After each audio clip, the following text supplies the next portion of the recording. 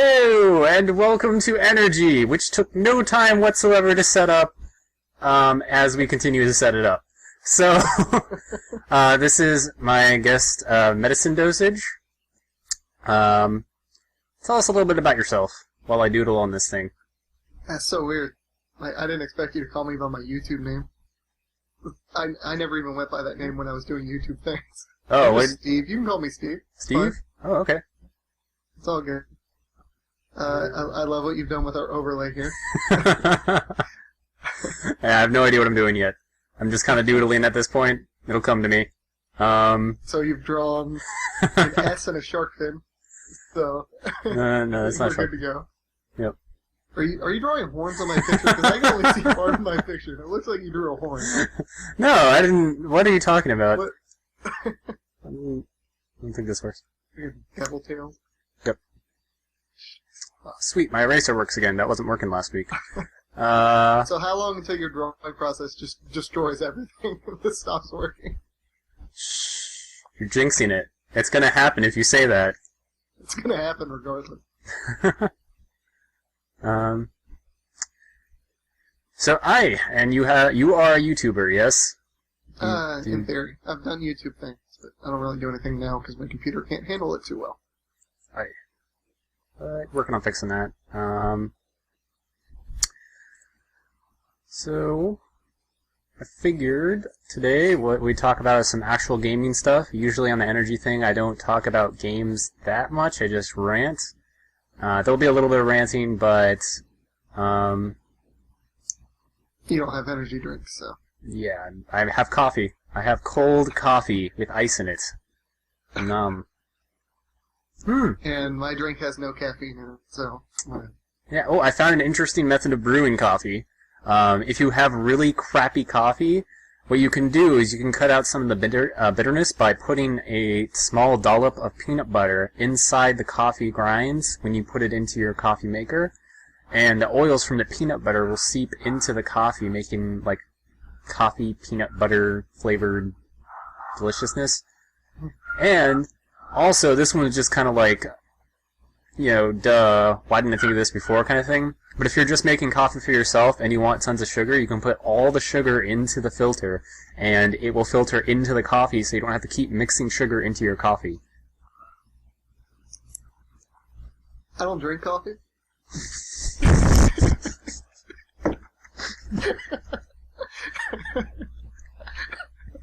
Coffee makes me sick, so I don't drink it, but I appreciate all of your suggestions. And on that note,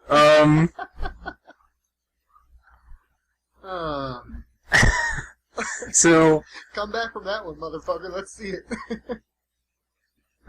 No, what do you drink when you don't drink coffee? You drink sodas. I mean, you drink, like, Mountain... Yeah, they're all caffeine-free. Caffeine-free? I only drink diet sodas. How does your heart continue beating, though? I'm not quite sure. You need, like, caffeine, or, I don't know. I don't know. I think it's caffeine-free. Isn't diet soda caffeine-free normally? No. Unless it says caffeine-free. I'm gonna find out. Caffeine doesn't add calories, so they just, fuck it. Oh, this does have caffeine. Never mind, I'm fucked. Oh, ah! I'm a liar. Wait, how long have you been drinking diet, like, soda and not realized that it may have caffeine in it? Well, normally I drink generic sodas. Yeah. And generic diet soda doesn't have caffeine. Really? This is the first time I've had, like, actual name brand in a while. So. That's silly. Diet Dr. Thunder, man. I love Diet Dr. I love that thunder. I love Dr. Thunder. So, what games have you been playing? Because I know you play a lot of TF2. I haven't played it in quite a while, though. You haven't? No. Okay, because I haven't really done anything through Steam recently. Really? They just had that big summer sale thing. I don't have a job. Right. So I refused to even open Steam because I didn't want to see all the stuff I wanted. But isn't Team Fortress 2 free to play? Yeah. I don't know what this is. Well, I don't know. Actually, I had some bones to pick with you about that since you're kind of an expert on the matter. Why do you have bones to pick with me on League? Yeah, because it's your fault. That's my fault. TF2, the engineer class, getting completely screwed over by spies 24/7. Not really. Really? I've never had issues with spies when I play engineer. You just suck. Hey, okay, that might be true. Because I didn't play that much. What I always tended to do was I would build every single machine next to the starting point, level them all up to level 3, pick them up, and drag them over one at a time to the forward position, which took about 10 minutes. And then I normally play on a map called Double Cross, and you're able to do that there because you're defending intel. You're not really moving, so you build right outside the spawn point and then drag it up to the intel room. But yeah. I don't know too much about engineer on, say, payload or control point. I only play capture the flag. So. Oh, that was usually the payload. I think was the one I used to play. And yeah, I never liked those too much. Yeah, well, what would happen is I'd spend that 10 minutes building all those machines, and I'd bring them all up to the front. And my teammates would be like, oh, awesome, I'm getting healed. Although they wouldn't say that. They would just kind of take it for granted, and then I would spitefully glare at them. And then a spy would just come around out of nowhere, blow up all of my machines, and my teammates would be like, oh, where'd the free healing go? I mean, what the heck? Yeah, you can never rely on other people to protect your shit. That's another reason that if I play engineer, I only play engineer on capture the flag, where it doesn't really matter. Because once you build your stuff, you never walk away from it again. And all you do is just constantly fire your pistol everywhere. So if a spy comes in, you're going to see him anyways. And then re-ammo yourself up. But, again, capture the flag skills. I don't know anything about real matches. All I know, oh, I'm bright again. What happened? No. Are you staring at the sun? Like... No, I have 2 windows right there, but they're definitely, blocked off. But I'm sitting, maybe, give or take 2 feet away from a 32-inch TV monitor. Well, so, you have that, the auto-adjust has to be on, and now it's just, picking up, oh, it's too dark in here. And then it makes you, super pale for 15 seconds. Let's see here. Or in your case, a half hour. White balance with the... So, we totally know what we're doing with this whole podcasting thing. Yeah, man. Got everything set up. And actually, have you played Diablo 3 at all? No, I have no interest in it. Why do you have no interest in Diablo 3? You just turned to blue, that was cool. Yeah, I know. I'm trying to fix this, but I'm having no luck. But, I just don't have any interest in it. It doesn't seem very entertaining. Anyone I know who's played it, I mean, I haven't talked to you about it too much, but my other friends have played it. All of them have quit by now because of how dumb it was. Yeah. Expert commentary. Yeah. It's about right now. Here's the thing. It's the game is in a place right now where it's not good, and it's not going to be good anytime soon. And Blizzard's being not vocal. They're not talking with the people. They tried to have civil conversation on the forums, and they got met with a bunch of angry people who were justifiably angry because there were a lot of things that were left out of launch. And so they were just screaming at the top of their lungs, I paid $60 for this piece of crap, blah, blah, blah. And there were tons of balance issues that still haven't been addressed. Botting destroyed the economy. And the game is just this, post-apocalyptic landmine explosion. I don't know how to...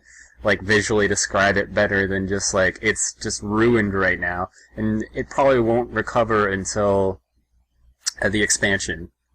Or patch 1.1, fabled patch 1.1 that they keep throwing out there and never elaborating on. The biggest issue I was hearing was that after they came out with the actual real money auction house, they started changing stats on things. Which makes no sense, because why would you make it so someone might spend money on something and then change how that item actually works? Even if you don't change the stats directly, you change maybe the ratios of the stats and how they affect it.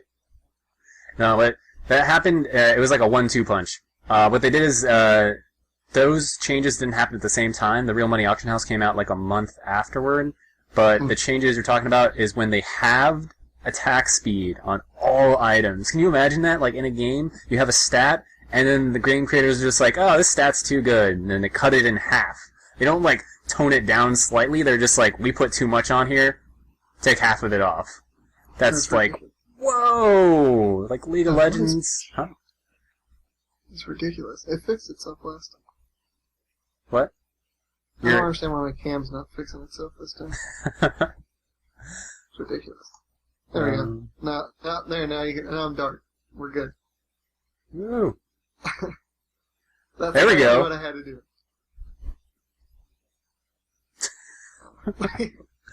Well, you weren't pale anymore, so... Yeah, I don't know. I don't see why it's doing this, because it fixed itself last time. Well, there's like a hand right there.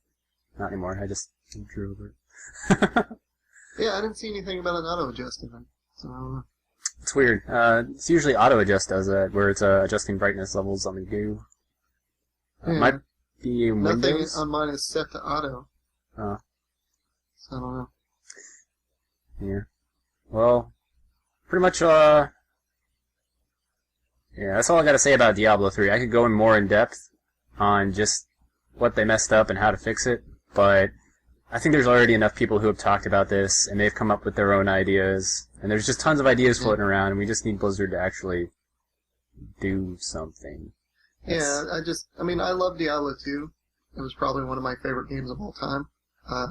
It's probably the only game that compares to the amount of hours I put into, say, like World of Warcraft. But I basically just heard it was like they took Diablo 2, made it look a little bit better, made it play a little bit worse, is what I heard. No, I think the gameplay is actually really fun. Until you hit Inferno and they pull out the bullcrap. Like, they artificially increase the difficulty. What there. I heard they did is with the actual difficulty thing, they made it...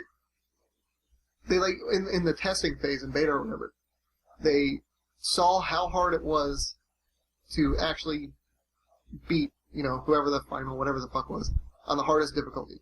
And they set it up, and they finally waited until someone was actually capable of doing it, and with the hardest they could make it, and then they doubled the difficulty after that.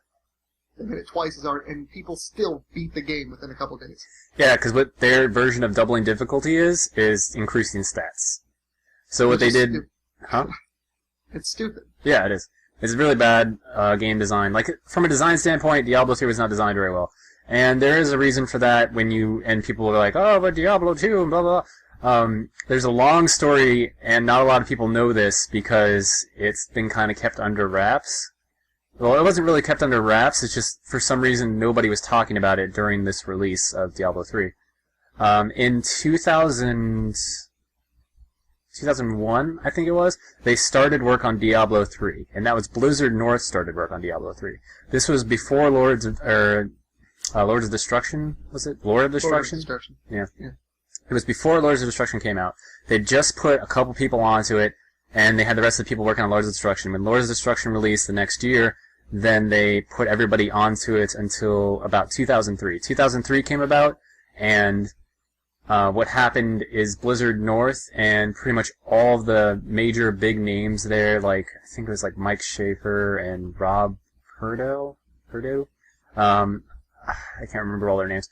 But they were trying to get better recognition from the parent company Vivendi, which is a French company that owned Blizzard at the time. I don't know if they still... I don't understand. I didn't really look into that part. It's not important. But they owned that, and what they ended up doing is...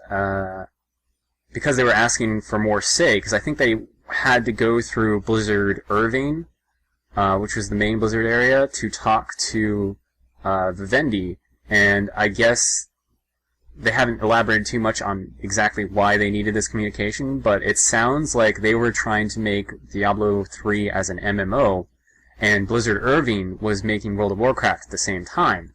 And Blizzard Irving didn't want them to be competing with them, so they weren't going to help them with Vivendi. And meanwhile, they were like, we have this awesome idea, and we want to talk to our parent company that gives us our money and stuff so that we can actually make it. And I think Blizzard Irving was just like, no, you can't do that. And so these guys, they tendered their resignation. They were like, look, telling Vivendi, unless we can have, the same level, or at least, unless we can have a greater level of communication with you guys, because I'm just that's just a theory about the whole Irving, the Vivendi thing, like them having to go through Irving, because I don't know that for a fact. But this part's true. They've tendered their resignations and said, if you don't give us greater communication, we're going to leave.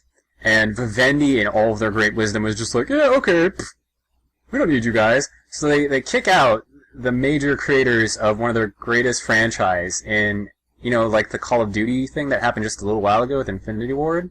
Same situation almost, except it wasn't about money. So, because it's one of those, like, why would you do that? Why wouldn't you just, listen to them? So maybe there was more to it, though. Maybe they weren't just asking for a greater communication, but maybe that greater communication came with a promotion of some sort, or a raise or something, or a contract. I can understand, said it was Irving or Irvine? Would it be Irvine? Aren't they in California? Yeah, Irvine. Okay, so I can understand them not wanting a competing MMO, especially because in no part of my brain can I even begin to fathom how a Diablo MMO could compare to a Warcraft one, just on pure lore alone. Oh, I got you on that one. But go on. But didn't the Diablo guys, didn't they go to Torchlight? Isn't that what they're making now, the ones that left? Some of them went to Torchlight. There's three different main studios that they split off to. Some of them made Hellgate London, if you remember that. No. And the people who made Hellgate London, most of them went over to the Runic Entertainment that makes Torchlight 2. Okay. Anyways, what was your retort? Oh, for the backstory, they actually were building up to it in the previous ones. And then Diablo 3's storyline, the current one, ignores the past two, comes up with a completely new plot device called the Black Soul Stone, runs with that, and the next expansion is going to keep running with it because the Black Soul Stone, spoilers, does not get destroyed in the end. You actually see it in the cinematic falling down into... But again, I just don't see how the lore of Diablo could ever compare to the pure scope of Warcraft as a whole. This is how. So in the second one, what you do is you destroy Mephisto, Diablo, and Baal, or Baal. The Baal after Lord of Destruction. Yeah. So what you do when you destroy them, though, is you send them to the Black Abyss, which is where the demons are spawned from, and wasn't completely, and hasn't been fully, completely fleshed out yet. So that was like a new area that they were going to discover or go to. At the same time, the World Stone is destroyed. The World Stone was also part of like the Demiurge that created pretty much everything, and the angels and demons had gotten together, taken this remains of the Demiurge, and used that remains to create Sanctuary, which is where the humans and everybody in the Nephilim live. Now, destroying the World Stone should have had like an apocalyptic effect on the entirety of Sanctuary, and also at the same time awoken all of the Nephilim's powers gradually over time. They've been fleshing out the Nephilim power thing, but they left out the apocalypse part for some reason. And but again, it's just... Oh, I'm not done. You see, this is convoluted, so hang with me. It's just a reflection of Warcraft. Stay with me. Kind of, because it ends up with two factions. What happens is you have Tyrael has to answer for his crimes. In this new one, he doesn't answer for his crimes. They just make him into a total badass in a cinematic. And blase over. Warcraft. Huh? And you get his horse in World of Warcraft. Yeah. He doesn't even have a horse. Where the frick does this horse come from? It's called Tyrael's Charger. It's I know. Just this weird, wispy, flying horse thing. It looks horrible. Right. It's so weird. It's like, there's no angel horses. It's a spectral horse with his wings for its own wings, basically. Because he has the wispy, like, pinroll wings, doesn't he? Right. Yeah. No, I get it. I'm just saying, like, never mind. I'm trying to, like, this Vanity Pet has no lore. What? It's just stupid. Yeah. Blizzard has that effect on people. So, okay. Where was I? Alright, so, Tyrael has to answer for his crimes. The way that he would do that, is by leading humanity in the oncoming, because Sanctuary has been opened again to both sides, Azmodan and Belial would be looking for people, like, looking to recruit Nephilim, because that's the entire reason that they were originally looking for the Nephilim, was to kind of, like, get them on their side, either through force or persuasion. And what the angels want to do is just protect humanity, well, not really protect humanity. They kind of hate humanity too. It's a really conflicted area where it's you have your good and your light side, or your good and your evil side, but they're both kind of good and evil in their own way too at the same time. Because the demons want to save the Nephilim, and half the angels want to destroy the Nephilim. But the reason the demons want to save the Nephilim is to use the Nephilim to kill the angels. So you have the basis for almost the exact kind of plot of World of Warcraft right there. You have your light. That's the problem. Yeah. No, see, that's why they probably had a conflict, right? That, we don't want you to make this kind of thing. My thing is, when you think about all that's happened in Warcraft, and you can think about all that's happened in Diablo, I like the Diablo story quite a bit. There's just a lot more I think you can actually work with when you're in a world like Warcraft as opposed to Diablo. Because Diablo is more of, like you said, it's more like an angels and demons sort of thing. Whereas Warcraft, you can have angels and demons and everything else. It gives you a lot more to work with.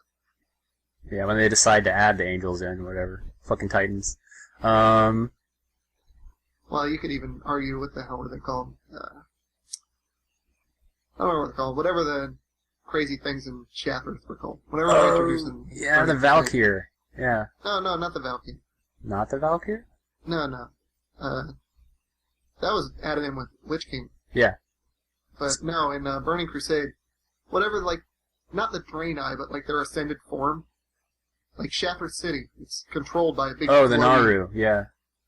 Yeah, Yeah, that's a good point. Kind of like angels. Yeah, they were. They were like classical angels too, which I thought was really interesting. And demons have always been in the story.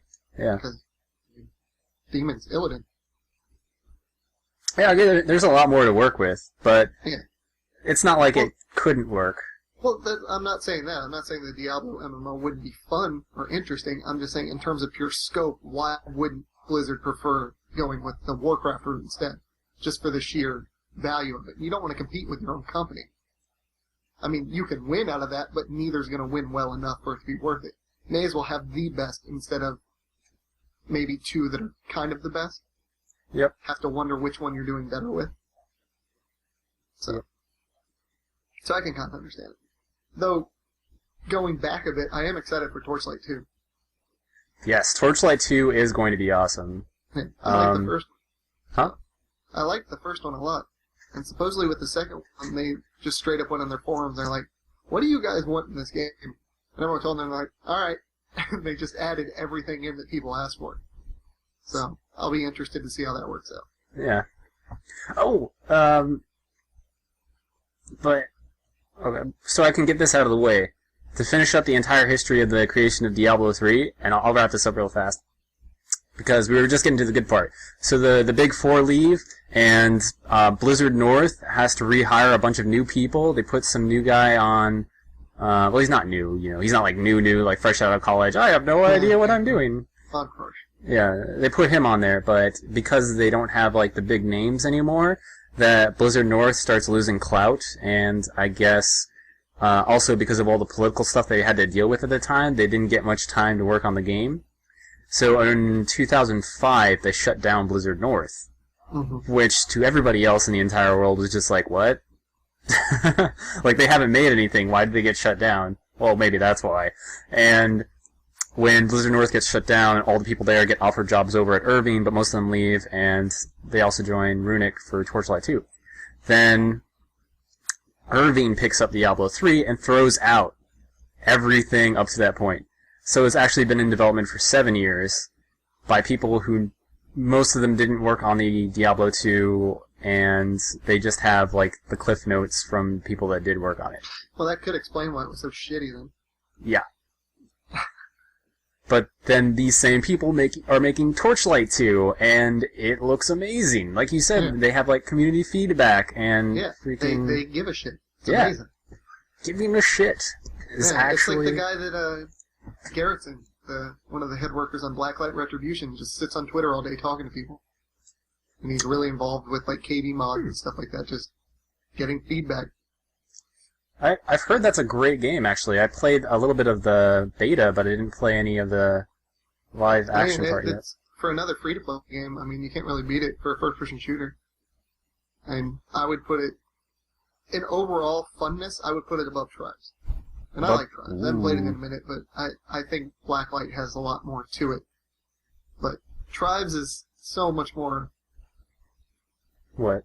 Skill-based, I almost want to say, whereas Blacklight's more like just a first-person shooter you would sort of expect to play, but it's free. And it's better than Call of Duty. It's better, at least, than Modern Warfare 3. I won't say it's better than Battlefield 3, but it's better than Modern Warfare 3. But every COD game is better than Modern Warfare 3, so I guess that's not saying much. Yeah. The only thing they did good in that was adding in the support package. That's the best thing Call of Duty has ever done.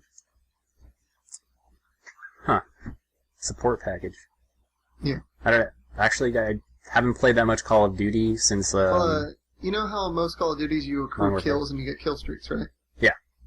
Well, the support package is, if you die, you don't lose your place in your kill streak order. So if you have 5 kills and at 6 you get another kill streak, if you die at 5, when you come back 1 more kill, you get your 6th one. And you keep going. It's just they're mostly defensive things. They help your team as opposed to yourself. Oh, okay. It's called a support package. That's the best thing they ever did in it. That seems a lot more complicated than the, in a good way, than the kill streaks and the death streaks. Yeah, I mean, you can still do an assault package, which is the normal style. It gives you stuff that helps you kill more people, but if you die, you lose your place.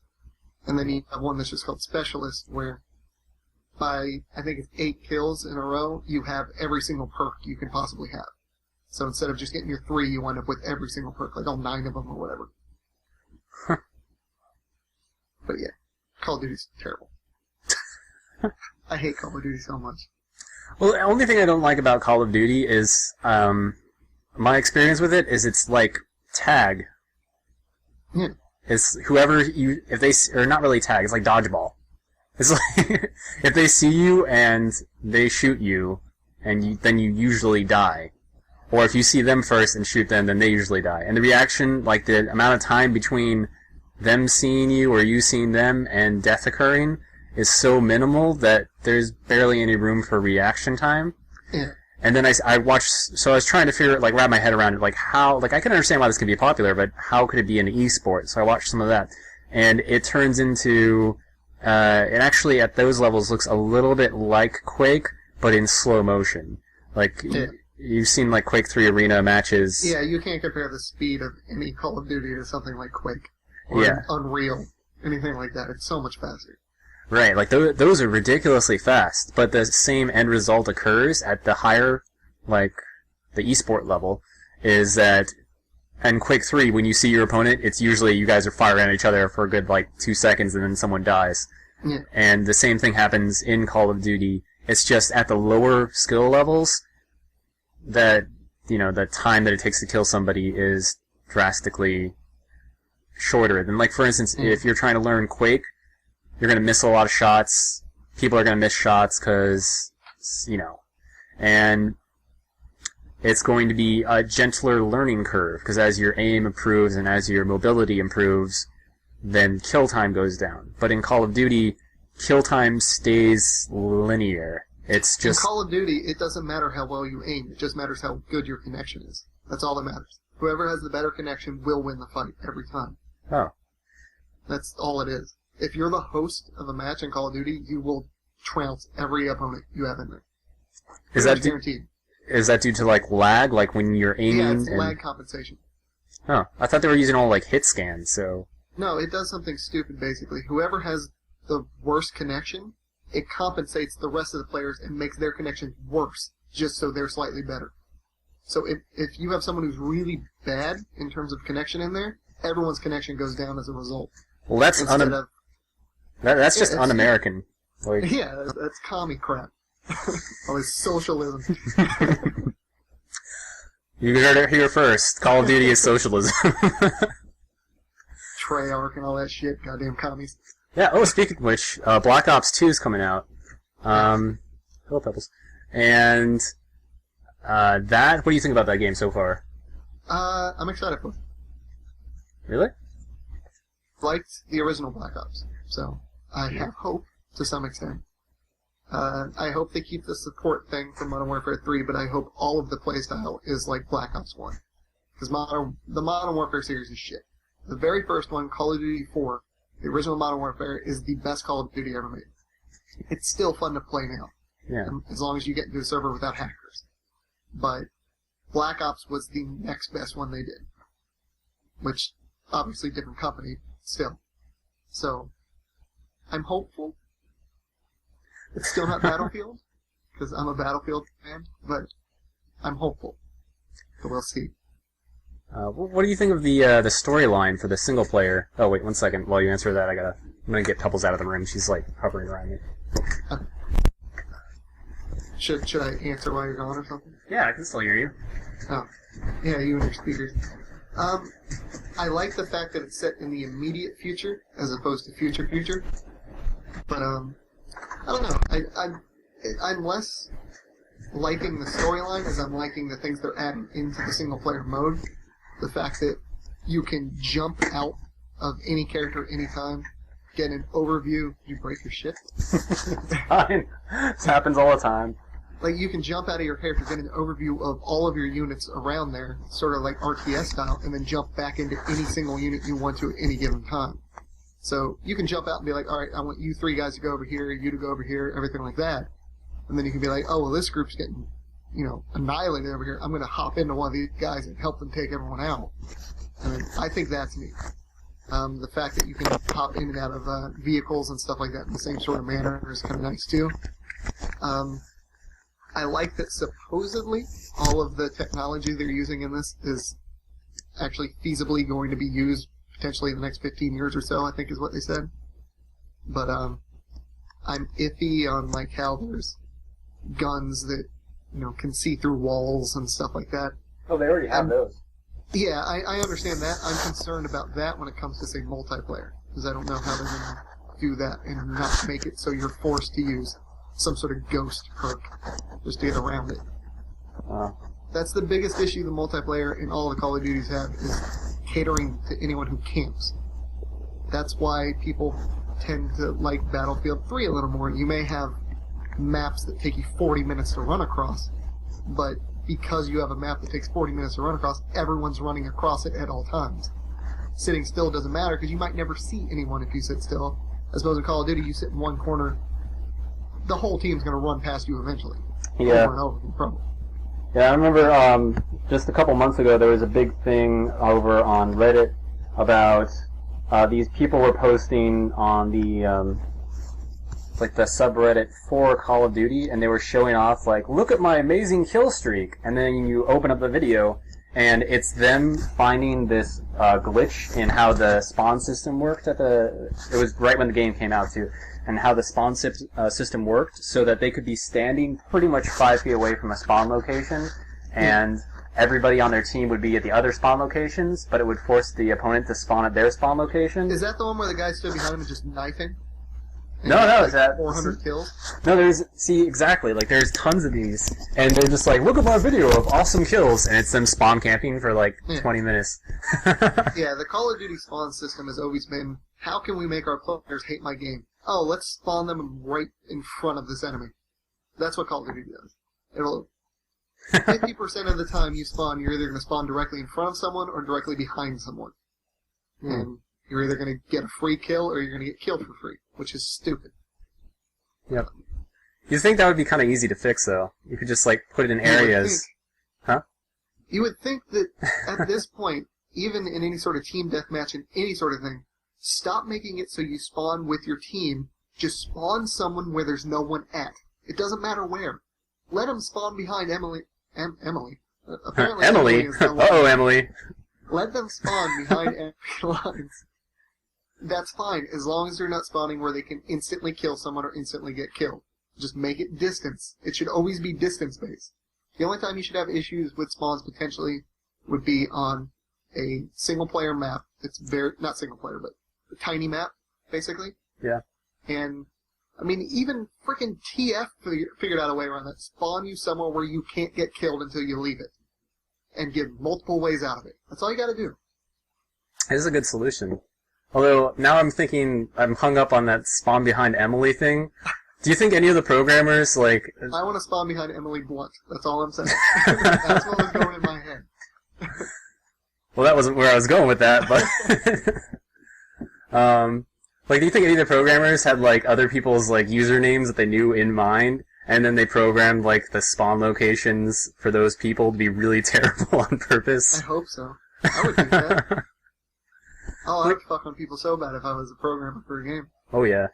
I'd have, like, you know, they just put stuff in the background, like little, almost like Easter eggs you can find. I would have posters just calling people fucking retards. Just right up on the wall and stuff like that. But fuzzy, so you have to really get in there and look, like, zoom in, like, you have to, like, straight ADS at this poster to see it, and just distant fuzzy is like, you're a retard. It's that sort of thing. You find, like, pictures of people when they were, like, kids doing stupid shit, and then you put that in, like, the very far background.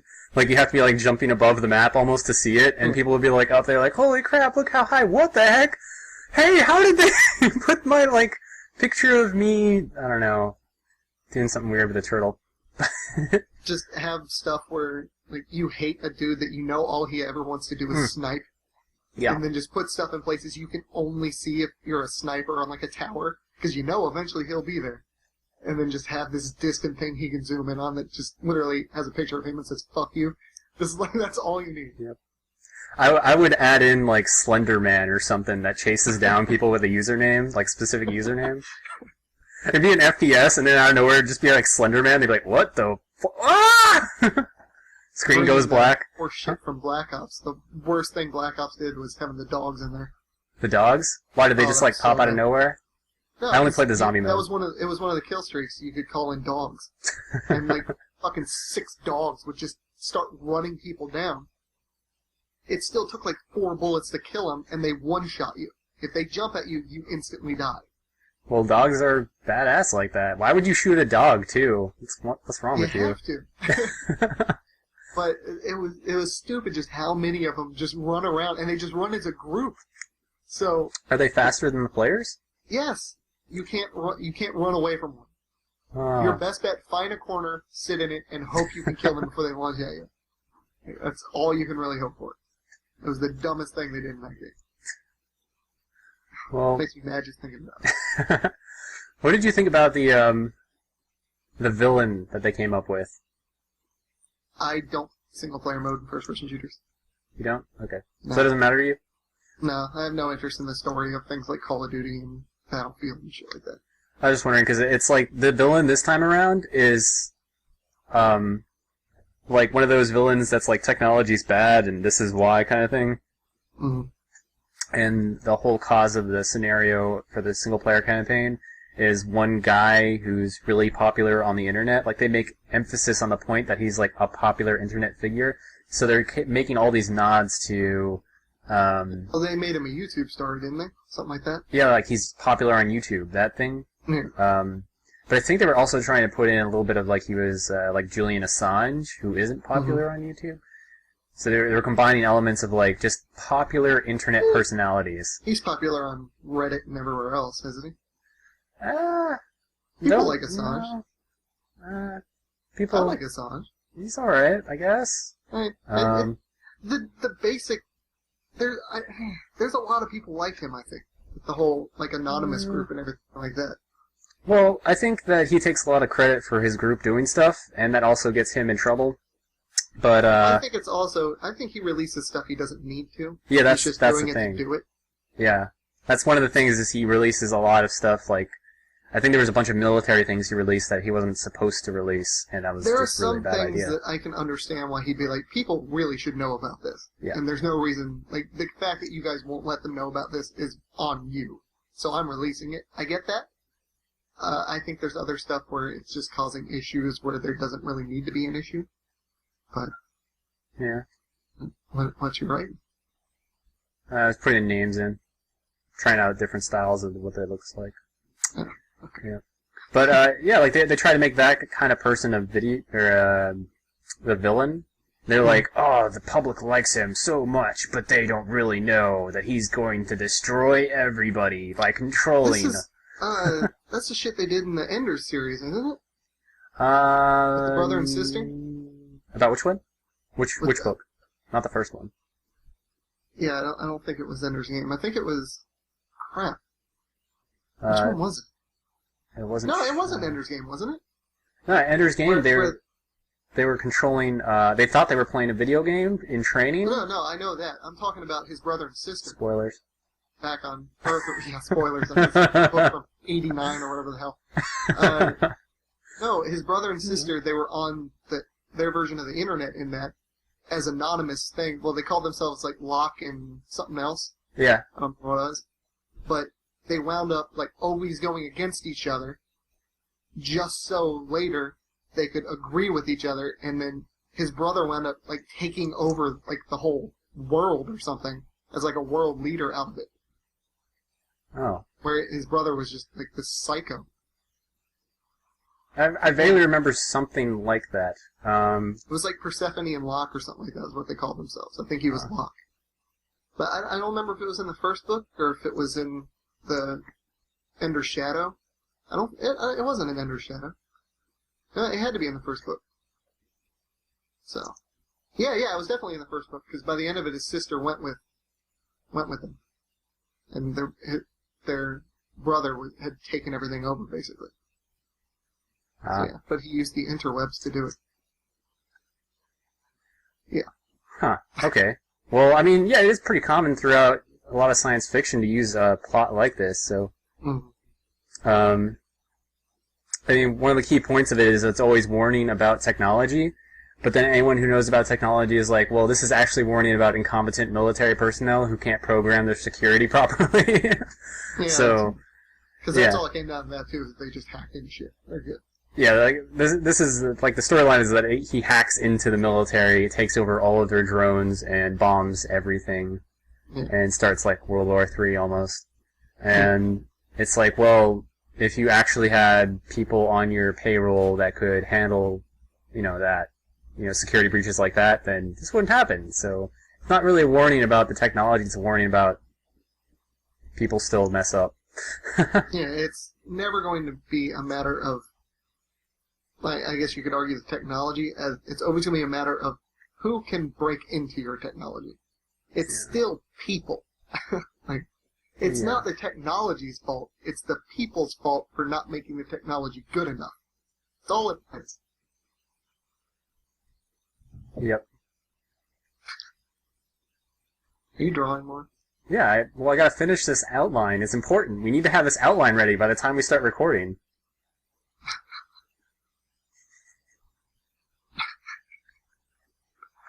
What are you even drawing on mine? Because I can only see the teeth. I just saw the teeth. I can't see anything else. You can't see what I'm writing. Okay, no. That's fine. I can think of so many words that end in T, and all of them make me want to punch you. I see where a lot of my attempts to start recording ended up in the notepad file that was selected but hidden underneath my Windows panel. I need a third monitor. Like, you're like, I wish I had 2 monitors. I need 3 monitors now. There's too much crap on screen. I have like 16 programs open. Okay, so yeah. One thing I've been wondering about is how come Call of Duty hasn't gone free to play yet? Because they have like the Elite package and all this membership stuff and pay for maps and things like that. And because people are still willing to buy the game. That's all it is. That's why the Star Wars game is going or has already gone free to play because no one wants to pay for it. Yeah. It's just, there's not enough interest in it. Because as much shit as people want to talk about, say World of Warcraft, you know how long it's going to be before that game stops selling? Forever. They're never going to have to go free to play. Yeah. They can stick with how they're doing it now, and you can play for free until you're level 20 or something like that, because they know you'll get addicted by level 20. Because they made the game that easy. They also know that you can hit level 20 in one night if you want to. So, I mean, that's sort of how it goes. But the only way now to compete with anything like World of Warcraft is just to start free to play. Yeah. But Call of Duty, what do they have to worry about? Battlefield? That's really it. That's the only first-person shooter they truly have to worry about ever overtaking them, and it's not going to happen. Do you think if something like Blacklight Retribution took off as an esport, or took off just financially successful, which I think Perfect World Entertainment makes that, and they have a pretty decent track record. Whoa, Yeah, your Perfect lighting World. fixed itself! Yeah, What'd you do? I know. It's a trick. I'm not telling you. Okay, you broke it again. I know. But like, do you think if one of them does really well, one of those free-to-play shooters? Because, okay, there's a ton of really bad free-to-play shooters, many of which I can't talk about, but... Why can't you talk about them? NDA. But, Combat Arms sucks. I don't remember that one. Was that the one that had, like, it does a bunch of different mods and things, and it tries to be like Counter-Strike Source originally? Or not Source, but just Counter-Strike in general? Oh, I just know it sucks. I tried playing, what the fuck was it called? God damn, I don't know. Let me look it up, because I have it on here somewhere. What the hell was it called? Oh, Brick Force, did you play that when it was in beta? Brick Force? No. Yeah. It was Minecraft built into a first-person shooter, basically. Yeah, it looked interesting, but I felt like it might fall through. The controls were bad. That was my only problem with it. The maps were neat, the controls were terrible. Yeah, that's what I was worried about. I don't... Even if Blacklight becomes big in esports, it's not going to take over Call of Duty. No first-person shooter is going to take over Call of Duty until they just straight up do something wrong. They almost fucked themselves with Modern Warfare 3. Well, yeah. Even the hardcore Call of Duty fans didn't really like Modern Warfare 3. I didn't see the point of releasing Modern Warfare 3, to be honest, because it was like an expansion to Modern Warfare 2. Basically. Yeah. They just added a support package. That's all it was. If Black Ops 2 does bad, Call of Duty could be in trouble as a franchise. But I don't think it's going to do bad, because the Black Ops stuff, that's done by Treyarch, right? And then Infinity Ward is Modern Warfare?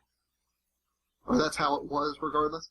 Yeah, I forgot who took over for Infinity Ward, or Infinity Ward's still doing it? I'm not sure. I don't know. I'm pretty sure, yeah, because Modern Warfare 2 has the Infinity Ward symbol at the beginning of it, so... But Treyarch has a better track record with their games. Because Treyarch at least did World at War, which wasn't bad. I liked World at War. Yeah, it was different. Yeah, I mean... Really, that's what they need to fucking do. They need to do another old-school, like, World War II style shooter now, and stop all this modern shit. Or they need to just try to jump into the Halo game and just go way the fuck out there. But Call of Duty is too notorious for not being able to balance the fucking modern weapons, so God knows what to do with lasers. You know, I've been wondering about that. Balance in games, it's not just like Call of Duty, but it's in a lot of like the bigger games have this huge issue with balance. And I don't know, I think there's this idea among the huge level designers, like the really big guys that, not like, you know, big, but like, you know, important. Fat guys. Yeah, the fat guys. That they have to mess with balance as little as possible. Like, they don't want to introduce any changes at all to balance. They don't want to shake anything up. They want it to stay as it is because then it'll be safer. And in doing so, they neglect all of these things that are considered, like, overpowered or underpowered. Yeah. And, there doesn't seem to be a lot of change. Whereas in something like League of Legends, especially in the beginning of League of Legends, they were changing things constantly. They were rolling out with changes every other week. And they're still rolling out with changes on every single, like, even old champions. They're remaking old champions and things. So they put all this extra effort into remaking and keeping balance adjusted properly, while, you know, something like Diablo 3, going back to that real quick, they have touched on, like, 4 exploits total since release. It's been 2.5 months. There are still a ton of exploits that are on YouTube that you can find. And there are people running around with, like, 500,000 DPS killing Diablo in Inferno mode in, like, I think it was 1 minute and 17 seconds. Yeah. So...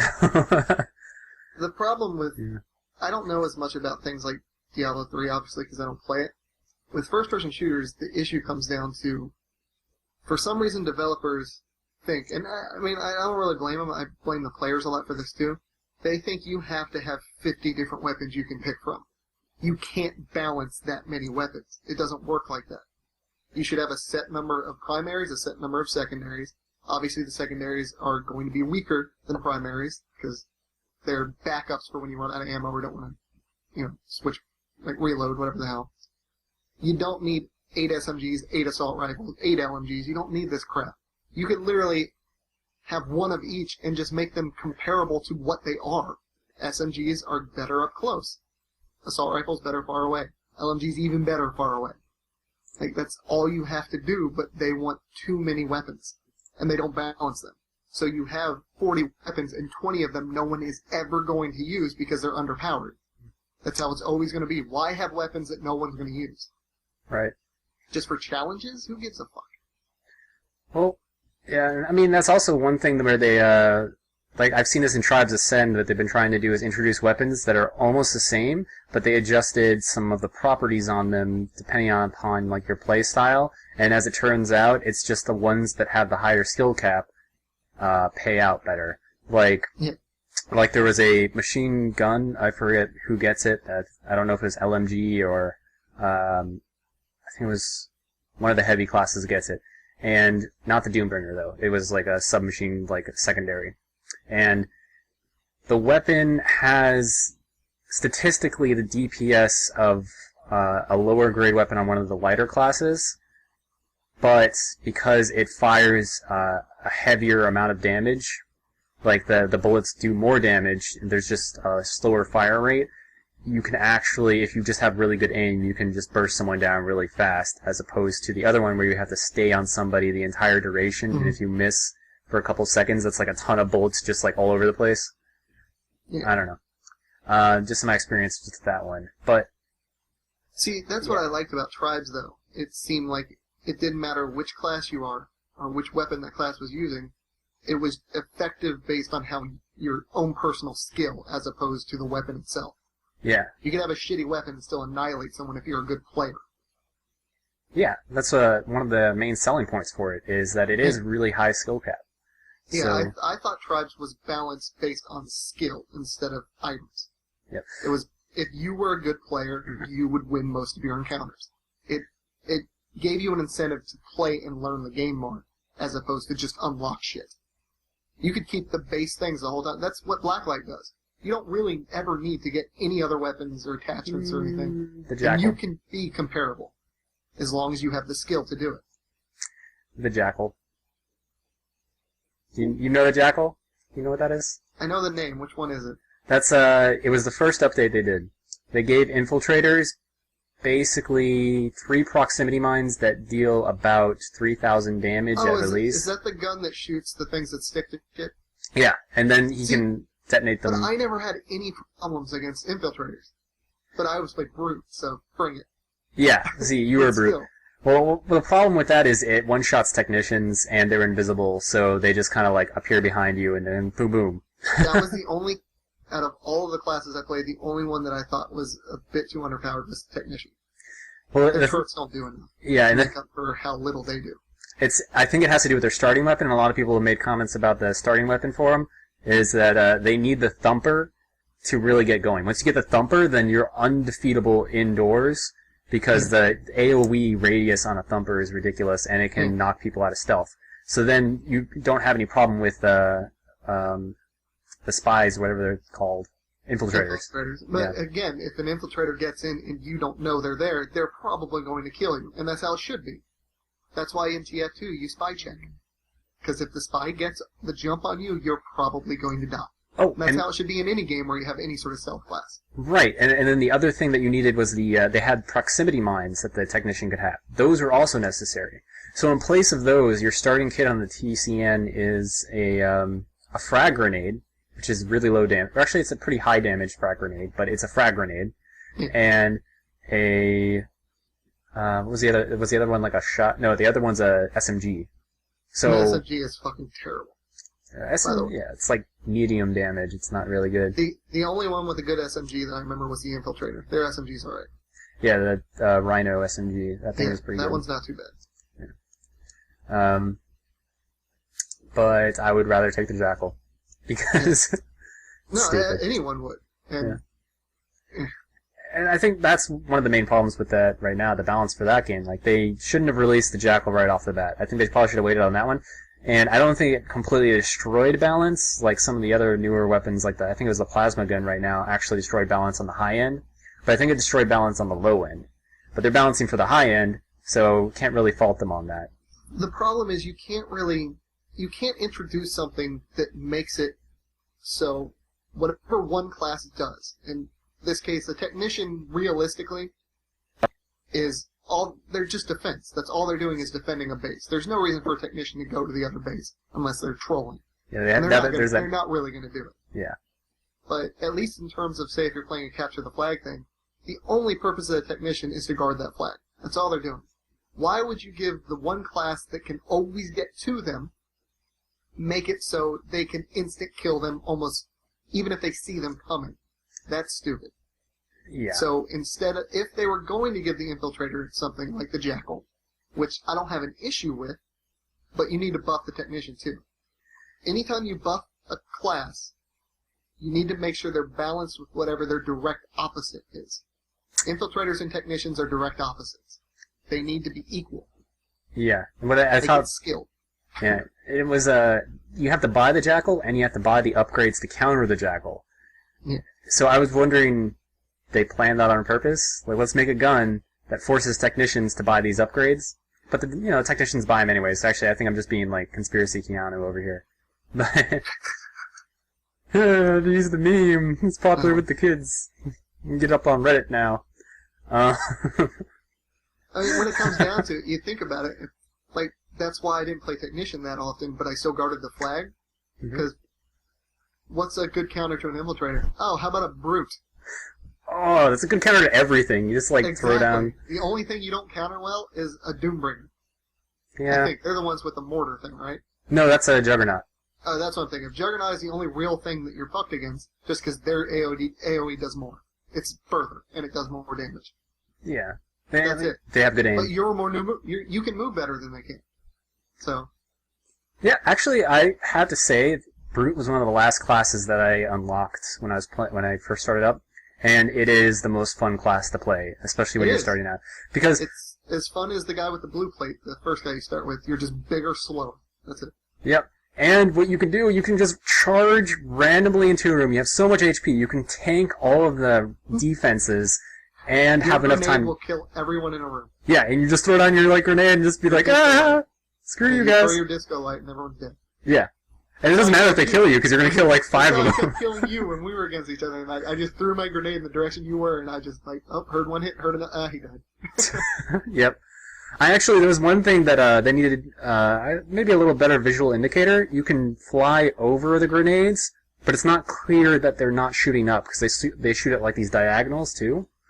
And so you can fly over them to negate the damage, but it doesn't. I didn't really know that until like 3 weeks into playing by accidentally flying over a grenade, and then I was like, why am I not getting hit? To throw them indoors. Yeah. Most roofs aren't high enough that it's going to matter. You're going to hit the roof, and it's going to knock you back down into it anyways. Because people don't know how to glide. So. Yeah. So it's pretty fun, but let's see. I really want to know what you wrote over my picture. I put guest. It says guest. Oh, okay. Because all I can see is the T. Yep. That's all I know. What's games that could be? I have that as a outline title. There's this game coming out that received just a smidgen of popularity over on Reddit for just a split second. That's usually how it goes. It was a Kickstarter for Forge is the name of the game. Now, Forge looks interesting, and they were making some pretty big claims on it. What it would be is like a first-person RPG, and what it took away from it was that the way they were designing it was very much like an FPS with RPG elements. Now, they were also claiming that they were going to be one of the first people to do this, and they would if they were going to be one of the first people to do this right, because there's only one other game that did this right way back in the day called Heretic, and the follow-up Hexen, or one of those may have come before the other. I don't remember the order. I've heard of Hexen, I haven't heard of Heretic. Yeah, one of them is a sequel to the other one. I don't remember which. It's probably Heretic's a sequel to Hexen, but that seems to be the gist of their idea, where it has MMO elements in an FPS. Let's see if I can play the trailer for you. I'm good. It's like a first-person shooter, but I can look at the trailer. Okay. You'd have to figure out how to put it on the screen where I can see it. Your retarded layout. Can't even see myself. Jesus. Don't mess with it, it ain't broke. Broken for me. Bastard. What's it called? Forge? Yep, Forge. Look for Forge Kickstarter. Forge announcement trailer? Yeah, that should be it. Oh, it's got more dislikes than likes. Really? Yeah. Whoa. No, this is Tabletop Forge. Whoops. I hope that's not the one you clicked. I don't know, but I know the top comment is I want 1 minute and 40 seconds of my life back now. So. Okay, I found a... I'm going to send the link to you on the Skypes.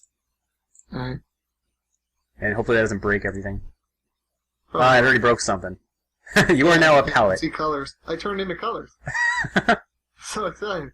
You are now the top of the Skype window. Yeah, you need 3 monitors. Yeah, I do. I'm out of real estate. Okay.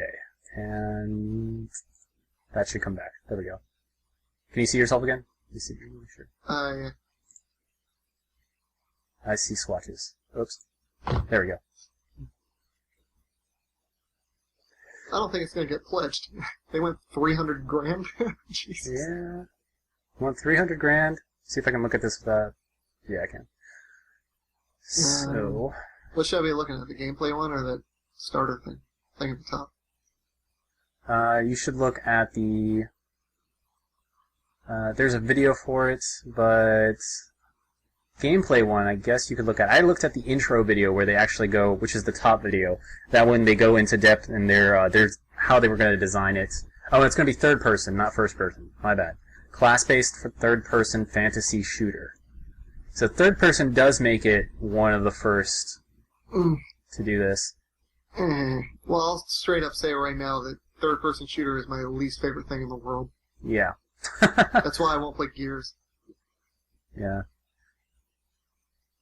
So it's just a third-person PvP with, just seems like, almost WoW abilities.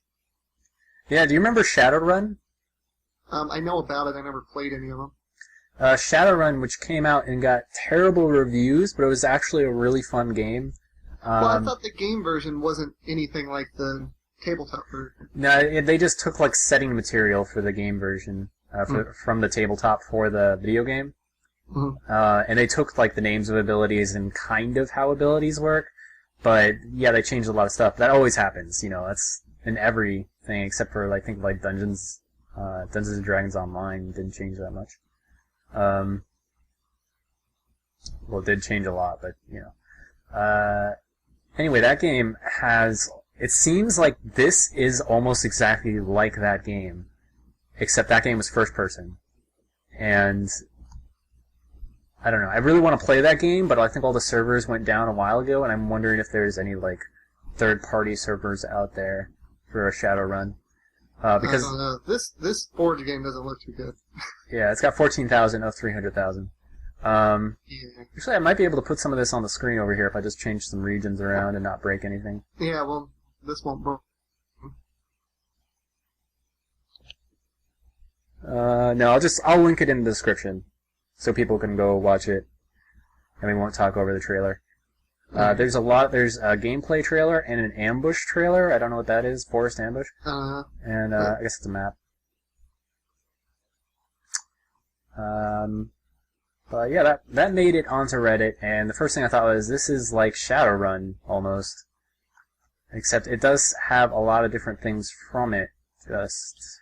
See, the problem was, Shadowrun the game, you had to have Windows Vista to play it, and I had XP. So I never played it. Yeah, that was one of the things that doomed it, too, from the get-go. It was Windows Live, Windows Vista, Xbox 360. So they just narrowed their market more and more and more. Because I had wanted to play it, but I couldn't, because I didn't have Vista. And I wasn't going to get Vista, because fuck Vista. I think if that game came out now, like if somebody made a free-to-play version of it, it probably would do amazingly well. And just like release skins and aesthetics and things like that. Yeah, that's all you fucking need. Yeah. God knows the amount of money I've spent on League of Legends just so I look a little prettier. Yeah. That's true, actually. I have the Super Teemo skin. It is the best skin. I played 10 times better with that skin. Yeah, I don't even know the amount of money I've spent on that game just on that shit. I've spent at least $100 on League of Legends just to look prettier. That's ridiculous. Hey, it's worth it. People see you have skins. I've spent probably over time at least $40-50 on TF2 for like crates, like for the keys and stuff like that. So wow, it's sad. So I mean, already League of Legends, a free-to-play game, I have spent enough money to buy 2 full games for.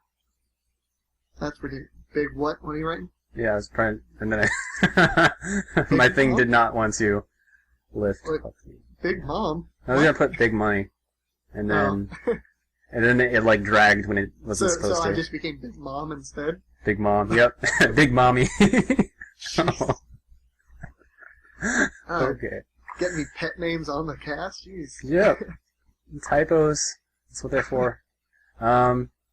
So, whoop, didn't see that. Let's see. I can't see me, but I saw that. Okay. So that's games that could, real quick, this was, I don't know why I wrote this down, this is kind of just like a theoretical question, in your opinion.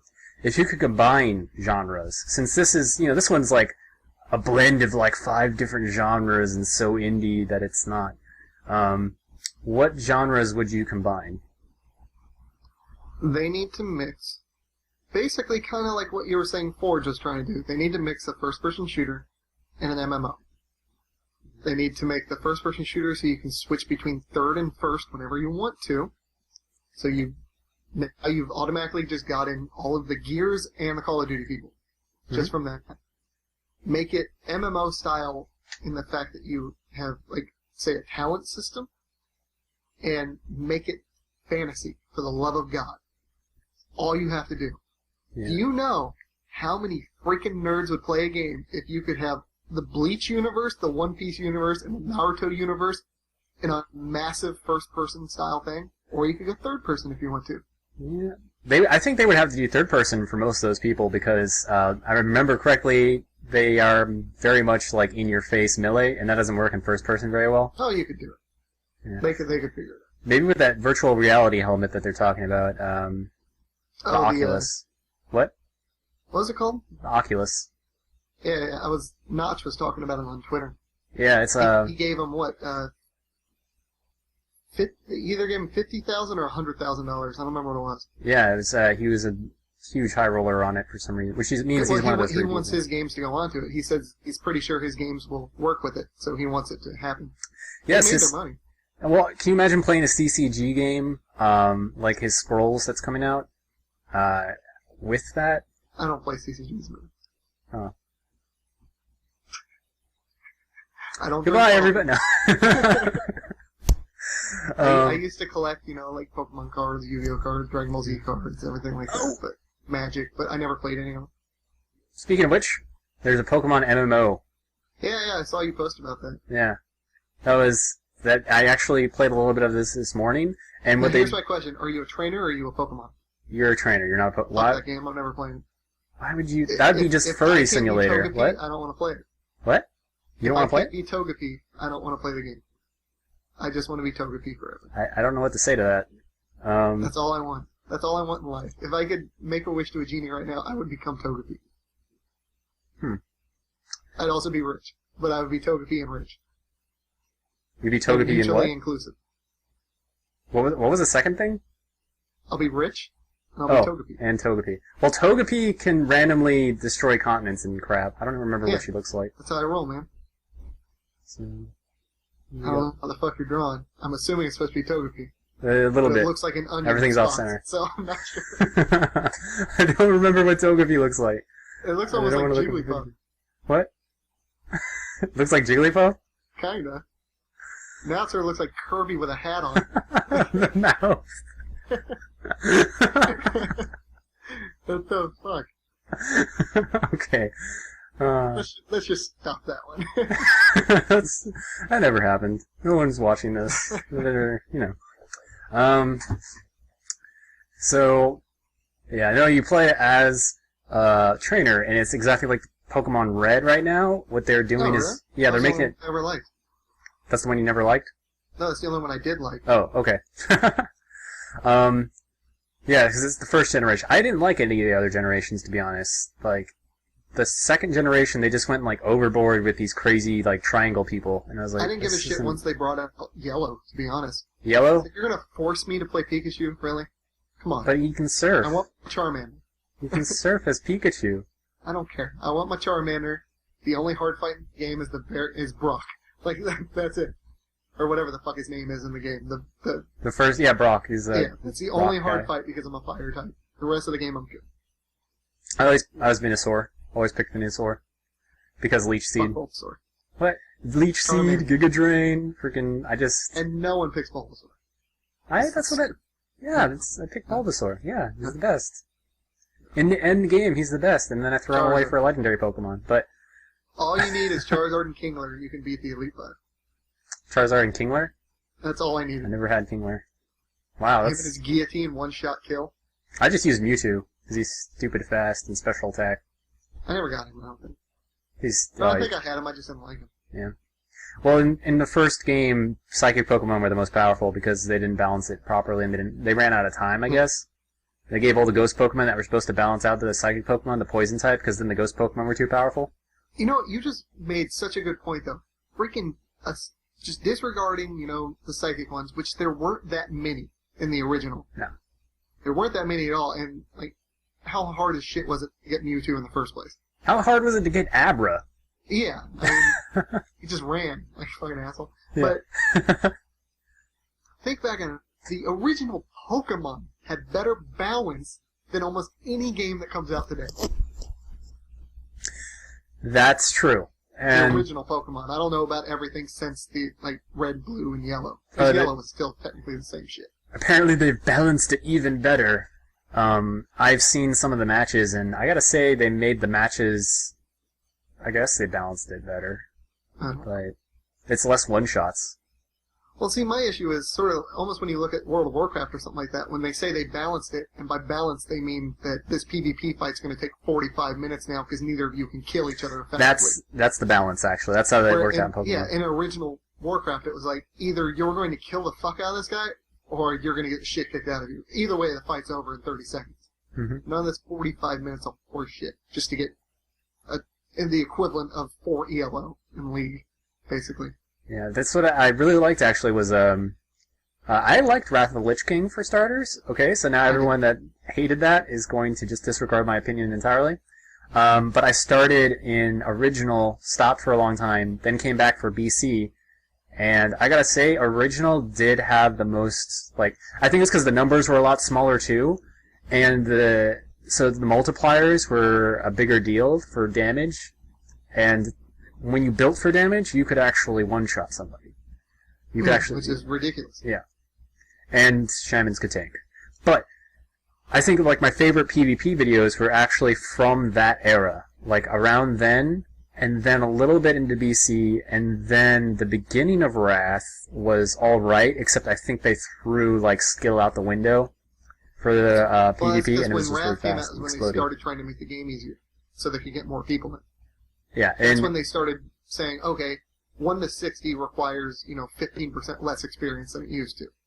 And that sort of thing. That's when they started doing that, was in Wrath. Yeah. And it was, I think it was mainly the Death Knight balancing and the new Ret Paladin balancing. Both of those were just not done right at the beginning. And it made it so that you didn't really need to have a lot of skill to play those two classes, but you could just destroy, explode people. And that was fun to do, but it wasn't very productive for gameplay. Whereas in the game right now, if, say, you're a protection pally, you can literally take on 5 people at once. You're not going to kill any of them, but they can't kill you. 5 people cannot kill you. You know what was really funny? Actually, that reminds me of, I think it was in Wrath. Towards the end of Wrath, there was, gear was getting so good for protection, because the bosses were scaling up exponentially, and you needed to have better and better shields and stuff on tanks. There's a warrior talent, Shield Slam. I don't think that's actually... I don't know if that's a talent or not. Anyway, Shield Slam. What you could do with Shield Slam was you would get, the stars to align with this buff that increased your block rating, and all this other block rating increasing stuff all at once, and then you would Shield Slam somebody for their, twice their HP. Okay. Yeah, and people were doing that in PvP, and they were like, "What? This is broken. Nerf, Blizz, Nerf," and then they stopped it. But that again, that was more fun. Yeah, they do. They do a lot of that shit. Because that's just silly. Something and everything breaks. Yeah, but I really like it when it's something silly like that. It's like, everyone's using like a damage build or doing something completely balanced, and then somebody comes out with something completely silly, like off the wall, like it's a prop paladin, haha, look at, or not paladin, it was a warrior. It's a prop warrior, haha, what's he doing in PvP? And then BAM! And one shots your partner, and you're like, what? In all this Pandaria shit, when they were doing all the alpha and beta and everything, there were so many ridiculous glitches they had in there. Like, you could get this wand where a mage just would, like, frostbolt for, like, freaking 800k. Like, it was ridiculous. They could overkill someone with one shot, pretty much. They had a crazy thing with, like, a pet buff, like a very specific type of pet on hunters, where you wound up with, like, millions of HP for everyone in your group. So, it was impossible for you guys to die in an instance. They had a priest thing where you had like an aura that glitched out, and you were constantly healing everyone around you nonstop at all times to full health.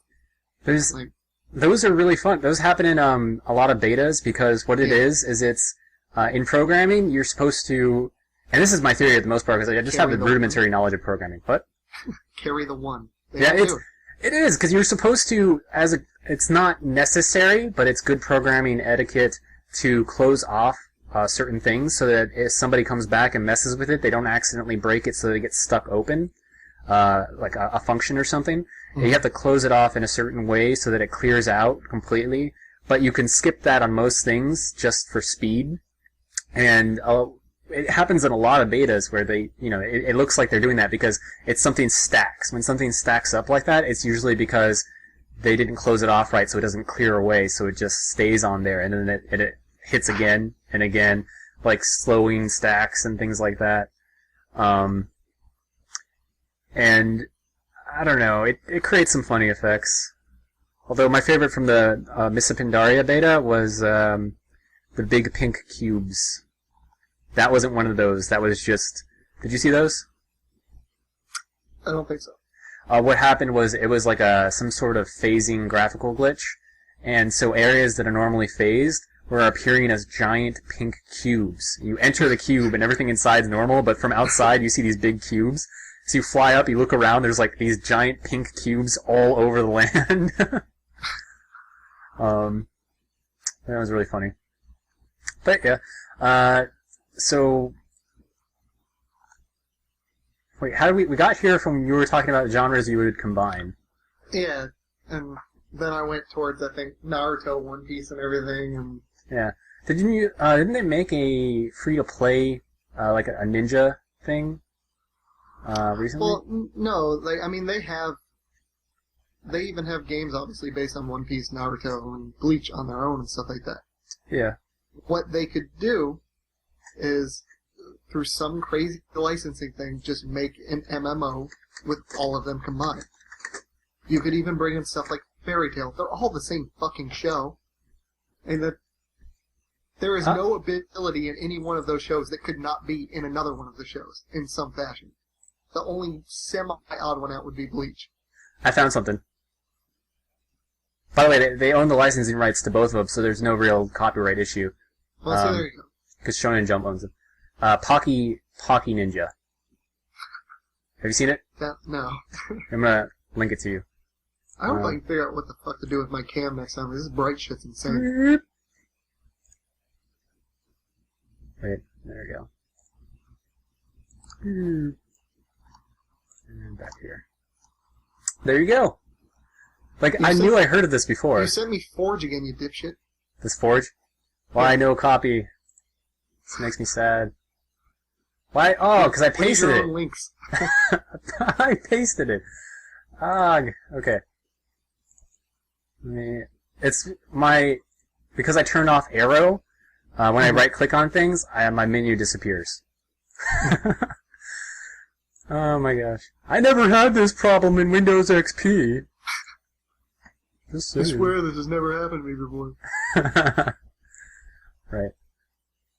There you go. That should be it. Oh, I remember this. Yep.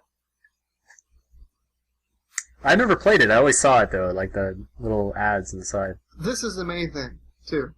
We need more Korean games that aren't made by Koreans. Excuse me?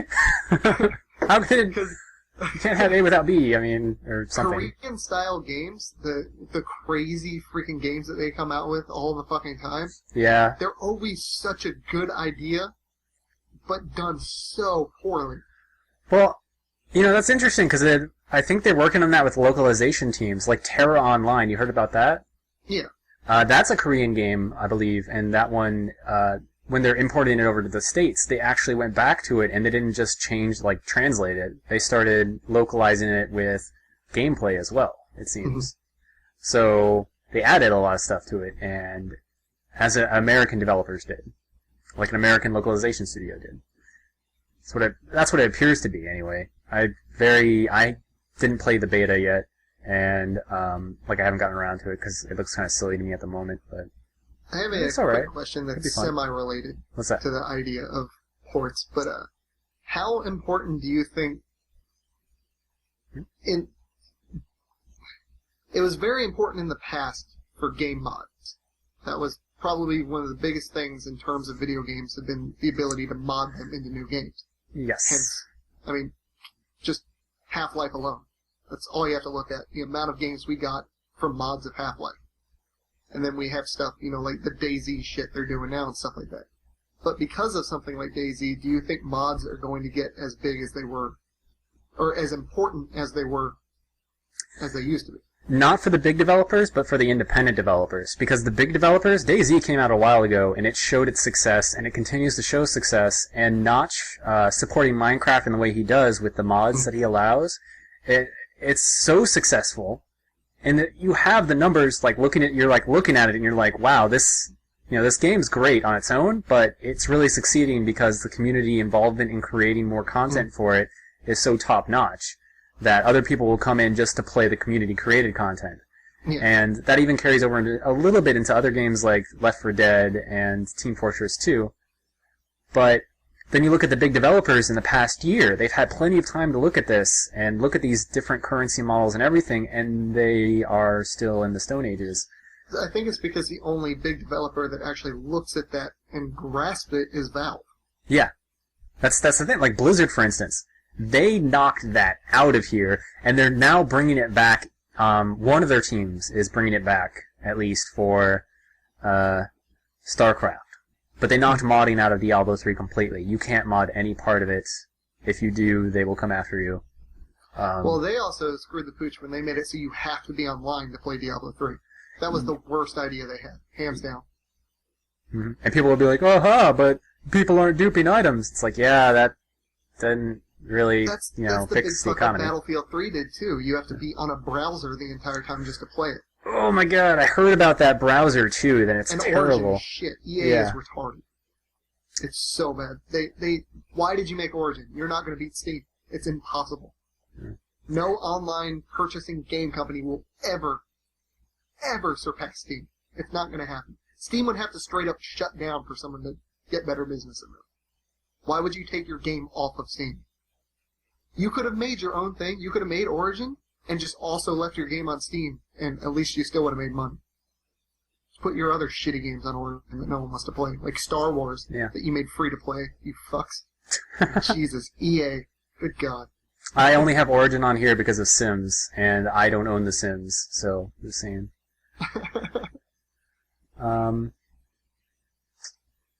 Yeah, that's pretty much sums it up, though. I mean, if they come out with tools to support modders, then I think the game automatically gains a certain amount of people that will purchase it just so that they can mess around with the tools and create their own stuff. Skyrim did it too. Like, Skyrim on its own is an alright game. It's not amazing. It's very atmospheric, and you can walk through it, and then you can have fun you can for turn the dragons into Randy Savage, so why wouldn't you? Yes. See, that's the thing. That right there, immediately everyone clicked on that video and went you what? What am I watching? She yells, oh yeah, while he's flying at you? This is intense. I need that mod right now. You could turn all the crabs into Zoidberg? Why wouldn't you do this? And actually, it's really funny because the DLC that they came out with, Dawnbreaker, stems from one of the developers' own little modding projects that they had. They had a day where everybody could make whatever they wanted. Did you see the video behind that? Valve, or not Valve, mind blank. Bethesda, yeah. They released a video of displaying like a creation day where everybody could go in and they could create whatever they wanted, and just for like one day, like put in the game whatever you want, like mod into it, just to show what you can mod into the game. And people did all kinds of crazy stuff, like a giant mud crab that's like a huge, it's like a raid boss. It's like gigantic. It rises out of the ocean. Yeah. So there was amazing stuff, but also one of them was, and you see it in the trailer, Elder Vampires. They made an Elder Vampire mod, where you can make your character into the vampire. They made a very rudimentary model, and they gave you some abilities, like the ability to spawn minions that were like little tiny vampire things, and stuff like that. And they took that idea from that day, and they ran with it to make the DLC for Dawnbreaker. And they elaborated on it and put it into canon. And, you know, I don't know, I didn't play through Dawnbreaker yet, but I'm not sure at which part you get to fight this Elder Vampire thing, but it looks really awesome. And if you could become that in-game, too, that'd be pretty awesome. Like transformation, like the werewolf transformation. Spoilers. I don't think it's a spoiler if it's been out for this long. And I don't think it counts if I say spoilers after I see it. Yeah, that doesn't help you. Like, oh yeah, by the way. Well, maybe the first time you said spoilers earlier was preemptive for this one, actually. Yes. So you warned them this was coming, like, an hour and a half ago. Yes. However long we've been talking. Plenty of time to close your ears and tune out, but, yeah. So, that's, do you have any, is there anything that you wanted to discuss? Whoops. Nothing happened there. Son of a... I can see your point. It's those gestures in Windows. I think I told you about that. Like, if you hold a window, and then you shake it across another window, it causes the other window to minimize, for no discernible reason. Like, why would I want to do this? How up-to-date are you on Pro League player? League of Legends? Yeah. I've been watching the tournaments regularly. I keep up with that stuff. I still play. In terms of North America, specifically. Yep. If you had a dream team you could make, without yourself on it, just 5 players. Maybe a dream team. Who would you pick? Just on straight North American teams. Like, obviously Korean players are better. We know this. Does it have to be realistic, or can I have like 5 hotshot GGs? Because I just want to hear the vent from 5 hotshot. You need to be realistic to the position. Like, who do you want as jungle? Who do you want as mid? So on. And let me preempt also in saying, you can do this under the assumption that all of the players will get along. And under the assumption that they will all be able to be used to one another and able to play with one another. So we are talking fantasy of the world. No, it's fantasy in that sense. Mm-hmm. So Okay. like, you don't have to worry about the players hating each other, even if you know they do. I would have to say Saint Vicious when he's sober for jungling. And also when he's not tired. He has to be not tired or sober. When he's tired, he makes a lot of... Because he tends to, like, lead a team. Like, he tries to be a leader. He's the leader of Kurz. Yeah. He calls the shot. Yeah, like, and he calls the shots, but when he's tired, he calls really bad shots. So... Best Rammus NA, man. Yeah.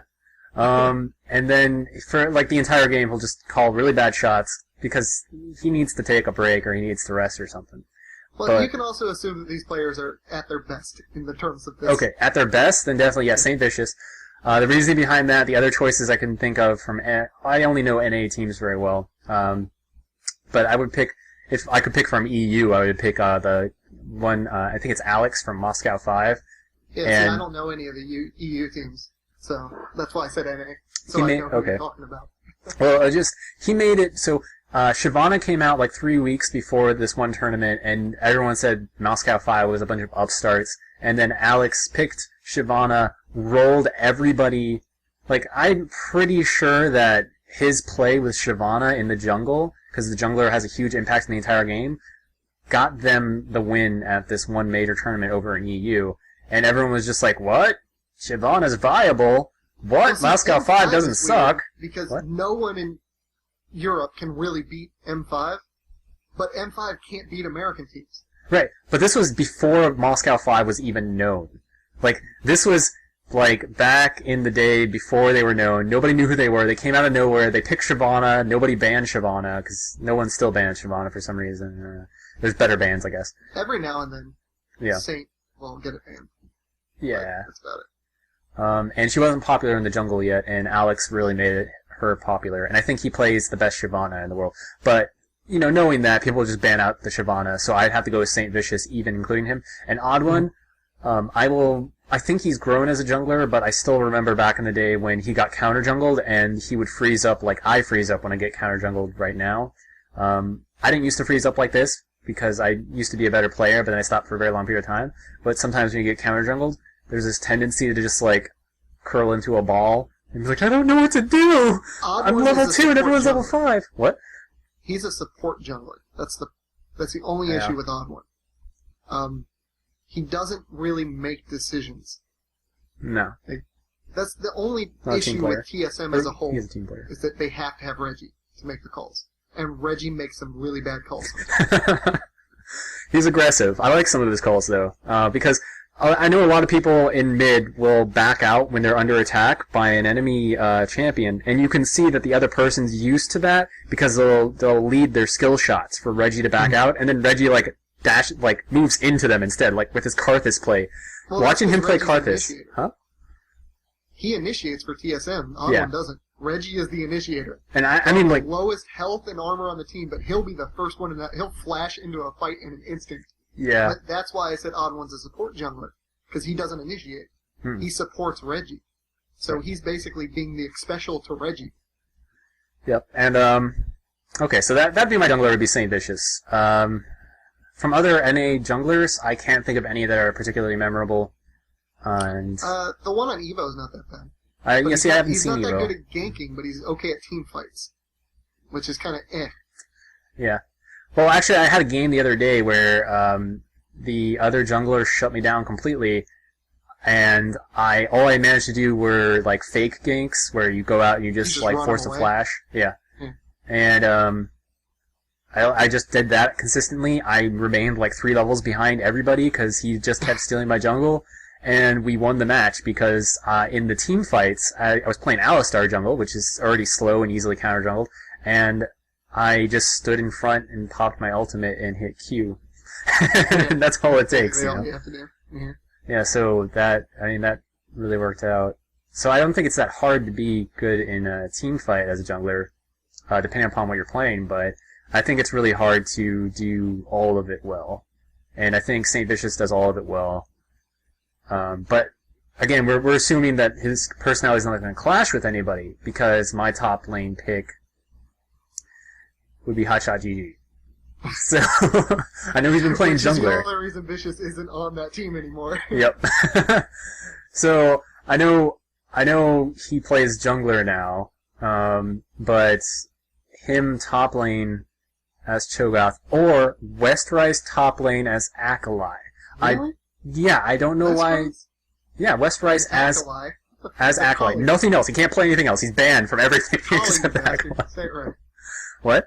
It's a collie. Akali, Acolyte, Acaline. It doesn't matter. What? So really, Hotshot? Yeah, Hotshot or Westrice with Akali. Akali. Why? Because mainly this is I'm gonna say it's nostalgia.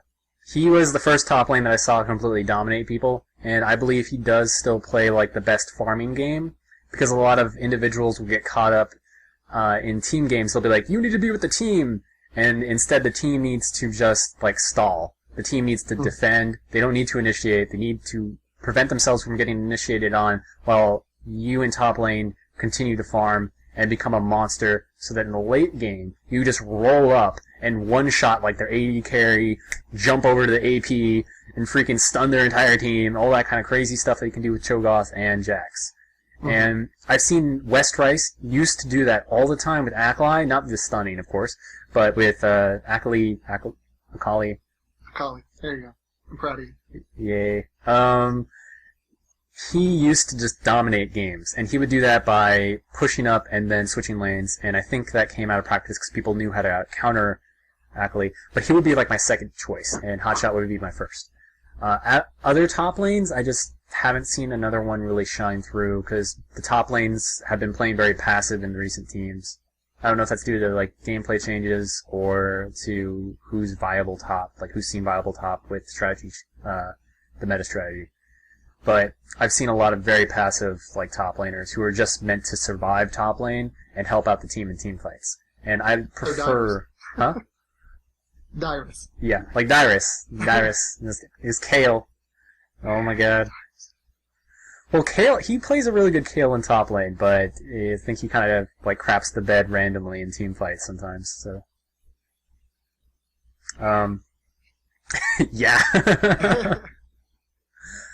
I think his victory in a couple of team tournaments was mostly due to the strength of Kale's ultimate and him not messing it up. So there's something to be said about that, but at the same time, I don't feel like he's that great at the top. He makes bad decisions. Yeah. He has to be told what to do. Yeah. Yeah. So, who would you pick for mid? Mid is a tough one because I've seen a couple of really good, like Mandatory Cloud plays a really good Anivia, but I haven't seen him on anything else. And he's the only person who's good at Cassiopeia too. Yeah, Reggie used to be really good at Cassiopeia. The thing is, I also like.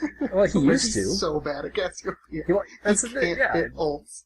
Yeah. He whips every Cassiopeia ult. He never does it at the right time. It's like they're in range. Yeah. Whoops. They all turned around. How was I supposed to know?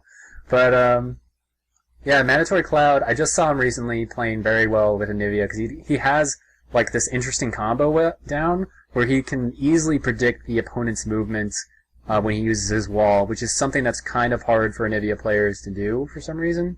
You don't see it used that often. Like, you don't see the wall used offensively that much. It's used more defensively, but he uses it to, like, wall in the opponent, throw the ult on, and then he knows which way they're going so he can ice ball them.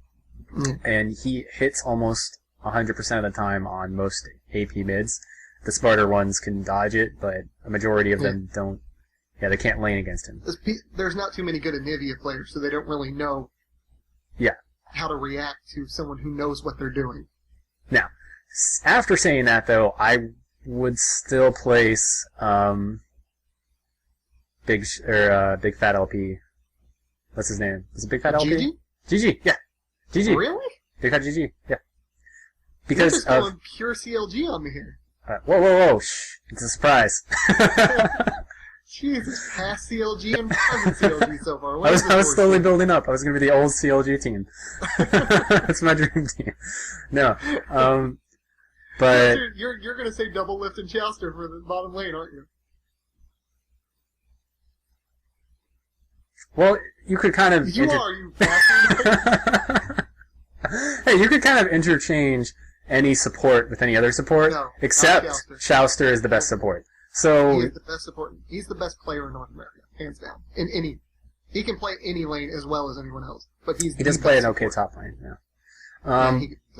Yeah, but I think he does play support the best because I've seen his clutch plays, which don't always get, tournaments don't always focus on the support suddenly like busting out like 4 abilities in such a chain combo way that it saves the AD carry and puts the enemy AD carry in a really bad position. Mm-hmm. But he does that all the time. So he, I think, is definitely the best support in bottom, so definitely Chouster. And then for AD carry... You say double lift, man. Well, the thing is, double lift has carried so hard in so many games as Vayne. Right? If he plays anything else, he usually gets destroyed. Or he gets on even ground. So, from other AD carries, I've just seen them... Like, a lot of them are just like, oh, Corky's really good because I played him in Alpha and he was really good then. And it's like, no, Corky's alright. You're going to pick double lift, aren't you? Yeah. You seriously want the original CLG team? Yes. What is this? That's my old dream team. But that's it. But as they have grown... What? I just asked what your dream team was and you just made CLG again. But it's true. That's how I see it. Like, I watch other people play, and then I pick up on all the mistakes, and I feel like when CLG, the old CLG at their best, was better than the majority of teams right now. Like I think they were better than TSM is right now. That's the point of a dream team, is being able to pull people from all of the teams to make one really amazing team. And that's what remake a team. I tried, and this is what came up. Hey, St. Vicious on Curse. I drew from a different team. Now, here's final question. On your new CLG, your old new CLG. It's new. Who calls the shots? Who's the captain? See, that's the problem. That's why it didn't work very well in the past. That was the thing that was messing him up. Saint can't play back. If they would listen to whoever did it, who would you want to be the captain to call the actual shots? That's the problem. St. Vicious has great leadership, except under those circumstances I listed before. So I would like him to call shots because of his leadership, not necessarily because of his shot calling. But he can get other people to follow him very easily.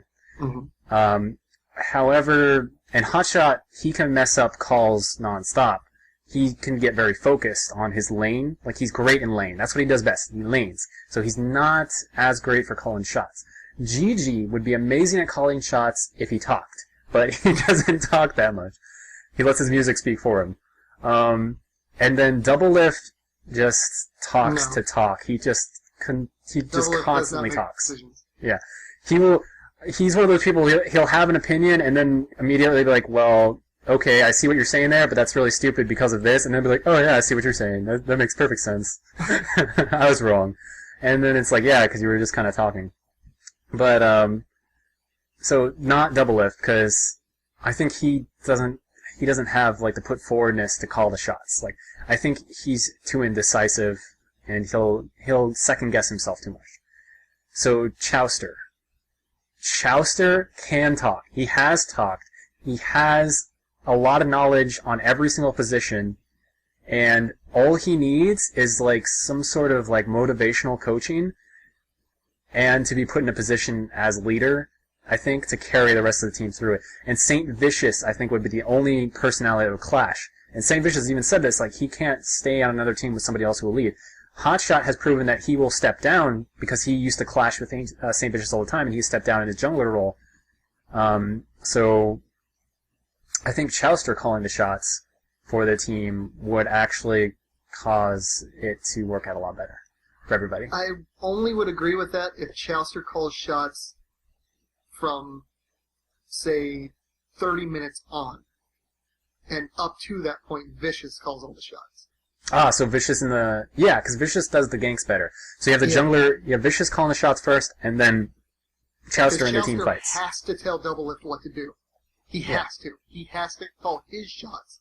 But after 30 minutes on, you're mostly moving as a team. And at that point, Chowster would be a better choice for the whole group. Because he's always going to be at the back, and he's got a better perspective. But everything leading up to there... Yeah. I think Vicious was like, alright, we're doing this now. But, like, if you're going to call when you're doing Dragon, it should be Vicious. If you're going to call when you should be doing Baron, that should be Chowster. Because Baron's more of a late game thing compared to... Yeah, and plus he's got all the wards up, too, along with St. Vicious. Yeah. So. Exactly. Like, a combination of their teamwork and their leadership would pull through. As long as Hotshot GG and St. Vicious didn't, like, catfight nonstop, then... Well, again, we're going under the assumption everyone would get along. Yeah, everyone. It's like it's a happy magic land. Yeah, dream fantasy land. So that'd be my perfect team. So the original CLG. Yes, but with different leadership, and no like the original CLG getting along with each other is your. Yeah. That's seriously. I think that's what really held them back the most was not getting along with each other. And it seems like you listen to St. Vicious and a lot of the other members. That's what they say. I'm so disappointed in you. What? No, but it's like, I tried, but I just don't trust junglers. Whatsoever. Like, I don't trust Odd One to jungle without getting counter jungled. And I don't trust him to do any sort of leadership role. Now, the only decision that I agreed with on your team was St. Vicious's jungle. Yeah. That's the only one I would have said the same answer to. Oh, okay. Who would you have in top lane instead? Top lane, I would have Zion Spartan. Zion Spartan? I've heard lots of good things about him, but I haven't seen him play yet. The only problem he has is he is hands down the most aggressive top pro player in North America. Well, that's good. That's a great thing to have. It fucks him sometimes. Because some people know how to be aggressive, they just never do it. But, like, he annihilates Dyrus. Because Dyrus is just pure passive. He doesn't know how to be aggressive. And when he tries to go aggressive, he gets shit on. Yeah. Well, it's Kale. But Zion Spartan is really the only top lane I like. I don't like Hotshot at all. You didn't... What? I don't like Hotshot. Did you see him back in the day? I don't like Hotshot. Yeah. Well, that's what I said about Hotshot, though, is that he's just strong in that he farms, and he can play a character that farms. He's a good laner. He's very good at lane. Yeah, like... No doubt about it. Yeah, like, that's what I think is his best trait, is farming. Not... Like, you're saying Zion Spartan is extremely aggressive, like, he goes for kills in top lane, right? Yeah. He sets them up. He gets the CS, too. Yeah. He's just that good. Like, he's retardedly good at, like, Aurelia and Jarvan and stuff like that. He's so aggressive. Jarvan top lane. That's cool. Zion Spartan, man. He's crazy. But he's on Team Dynamic, too. I don't really like TD. But I like him. So the rest of the team is just kind of meh? Yeah, I don't really care for the rest of TD. But Zion Spartan's an amazing top. Don't you hate that, though, when you're watching, like, a team and you see one of them's, like, doing amazing, like, he's like, getting tons of kills, he's winning his lane, and then the other people are, like, running around with, like, their chickens with their heads cut off? You mean every Dignitas match? Yes. and then they get, like, to the 30-minute mark when it's past the laning phase, and they have no idea what to do. They're like, oh, let's get Baron. We got Baron. All right, let's shop. All right, I'm going to get the jungle. See, I'm torn for my mid, because I want to say Skara. I do. Mm-hmm. But I'm not sure if I really want Skara there. The only other person I would pick over Skara isn't even a pro player. This guy called only Jaximus. Jaximus? Yeah. Yeah, I think I haven't seen him. I've seen solo play matches with him, but I haven't seen him in a team game. Because he's not a pro player. Yeah. Like, he solo queues everything, but, like, Curse is trying to sponsor him, like, he's good friends with the people in Curse and stuff like that. He's the only mid player I've watched, because normally mids are jungles. It's the only mid I've watched that I think makes as good a calls as Skara does. Would Curse put him on their main team, or on... No, they don't want him on their team. They want to sponsor him, because they think he's that good of a player. Oh, okay. They want for his stream like and a stuff. contract with Curse as a company rather than as a team. Alright. And they want to, like, sponsor his stream and stuff like that. That'd be cool. But in terms of pro players, I'd pick Skara, probably. Because I just... Skarner? Skara. Oh, Skara, okay. Yeah. I think he makes good calls for mid specifically. I don't think he's so good at making calls for anyone else, but he's good for knowing what to do in his own lane. Okay. But I'm torn, like, I can't say Jackson because it said pro players. Mm-hmm. The only pro player other than Scar I might pick would be Mandatory Cloud. But I still think I'd probably pick Scar. Because I think Scar knows a few more champions than Mandatory Cloud does. They were just in a tournament this last week, weren't they? Both of their teams? Yeah, the final match was Dignitas and MTW. Yeah, both of them. Dig won. Who did? Dignitas. Dignitas? Yep. Wait. It was the TSM Invitational. Oh, okay. Yeah, Dignitas won. It was they were the winners bracket, and MTW was the losers bracket winner. Right. So, and once again, TSM lost their own tournament because they suck. They can't win their own tournaments, man. Well, I mean, if they did win, you know, you'd be like, oh, this is they rigged. throw games. Because Reggie makes the worst calls at the end of games. He throws games so hard. Yeah, bottom lane, I mean, it's hard to argue with Lift and Chouster. Chouster? It really is. It's hard to argue against that. Like, who are you going to replace Chouster with? X Special? No, I said it's hard to argue against Double Lift and Chouster Oh, together. okay. Yeah. They're a unit. The only bottom lane I think could be as strong is Afro and Muffin Cutie from MTW, but only if Afro gets better at team fights. Yes, he sucks at team fights. I just want to throw that out there. He's an amazing laner. He's amazing at lane. He's amazing at CS, and he's amazing at dealing with gank attempts. It's hard to gank Afro, just in general, and especially with Muffin there because they've played so much together. They're perfect dealing with each other. But he is fucking horrible at team fights. Horrible. He is the worst at team fights. which is the exact opposite of Chaos, who is probably the best at team fights, worst laner ever. Yeah, and he plays Corki. That's why, actually, I get my opinion that Corki isn't that great from watching Chaos play Corki in lane. He plays the worst Corki ever. He's Like, so bad at Corki. Cop is a better Corki, and Cop is not that good. Yeah. So, in theory, half of my team might be MTW, Uh-huh. but, again, I would probably pick Skara for mid over Mandatory Cloud. Yeah. But it really just depends on how I want the team to work in terms of who calls the shots. Because I really don't want anyone to call the shot. But if Mandatory Cloud was there, I'd want him to. So I don't know. Because, again, I like Vicious, but I don't think he could tell that team what to do, even if they liked each other. I don't see it happening.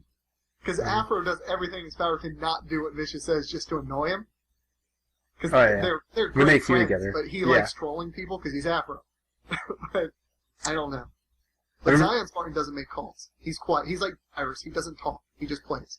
You know, one of my favorite streams that they did recently wasn't even like the normal like solo queue or a team match or scrim. Huh? 3v3? Yeah, the 3v3s! Saint got hammered and screamed at his team. Yes! I was so happy I was watching that.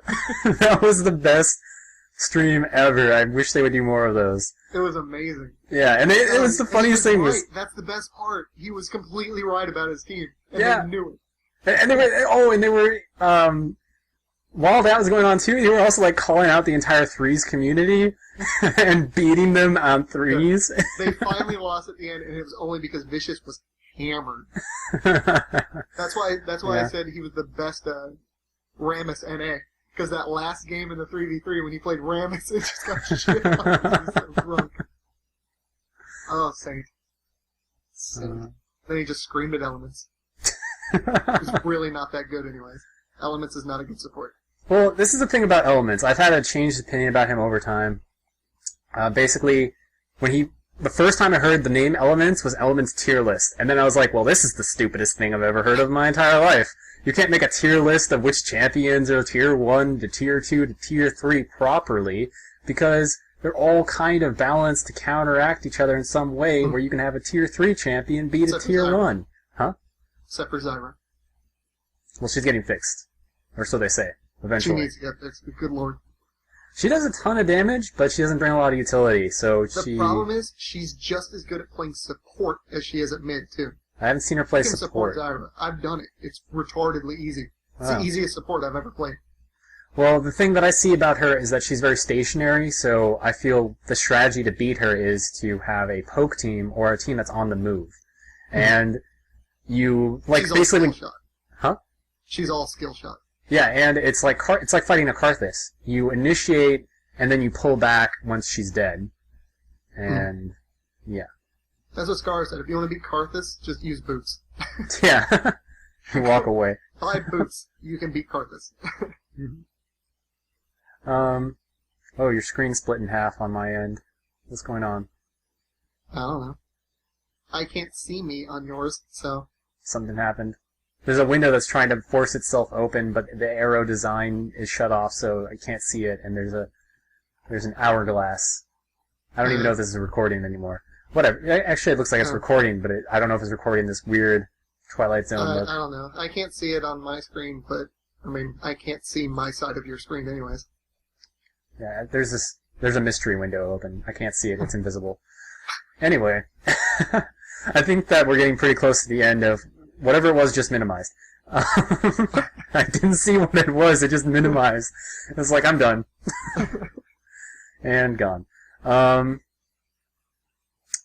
So I think we should just like wrap this up, I guess. I think we've been talking for about 2 hours. Yeah. But I think my dream team would kick your dream team's butt. Just saying. The only issue with your dream team is that you're dreaming for a past team. It's regrets. If you got all of them together now, they wouldn't be that good. I don't know. It's like when you get the A team back together. Hotshot is not as good of a player as he used to be, and you fucking know it. But I don't want to acknowledge it. And I'm gonna main in my happy place. What? But you know it's true. I've only seen him play jungle recently, and he plays a decent jungler, and I haven't seen him play top lane, but when he was playing top lane and he stopped playing top lane, he wasn't doing well top lane because he played too many solo queues and messed around in the solo queues and, like, untrained himself. And I don't know how he could retrain himself. I don't know how that process can come about. He would need Vicious. Vicious could retrain him. I'll give you that. I think Vicious could retrain him to be a jungler. I don't know. I'm saying, I don't mean that. I mean, Vicious is the person that could be like, you're going to fucking learn this again. Yeah, to put him into boot camp, yeah. He can make him do it. Yeah, Vicious could put him into boot camp to relearn, give him the motivation, but all I'm saying is... they would also, like, kill each other. Your past team, the original CLG, I agree, would kill my team miserably. Yes. But right now, with present skill levels, I think my team would win. I think they'd win top. If your team had its past skill level, they would win. I think your team would win top lane, but I think Saint Vicious would babysit bottom lane so much like he used to, and still does, and I don't know why he hates top lane. I think that was one of the main points of contention, in the old CLG. Saint Vicious, I think they talked about it too, and they said the best strategy was to babysit bottom and mid, and leave top lane alone, because the jungle when you're from bottom side is you there. only gank top if your side's getting shit on top. But he never, it was so funny to watch. Hotshot would be getting destroyed by the enemy jungler constantly, over and over again, and Saint Vicious would be like, wow, you're losing your lane. You're really sucking at this. I'm gonna be down here in bottom lane, helping them out while they're still winning, bosses. And I think... will say one thing, though. Yeah. Because your argument was coming up now, the Saint going and camping bottom lane. Yeah. I'm positive Afro and Muffin get away from Vicious better than Chowster and Doublelift.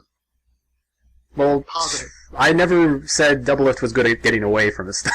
Well, that's my thing, though. My team would gank your bottom lane better. Even though we have the exact same jungler. We both pick Vicious. I think Vicious could gank Doublelift and Chowster better than Afro and Muffin Q. I think old Saint Vicious could beat new Saint Vicious. Be pretty close, at least. They're similar enough that I wouldn't even say there's enough of a difference to consider the difference. So actually, we can just say that the junglers cancel each other out. We're not going to even count them. Because they're going to have the same effect on the outcome of the battle. Yeah. And to be fair, they're both going to make identical decisions at all times because they're both Vicious. So they're just going to counter jungle the entire game anyway.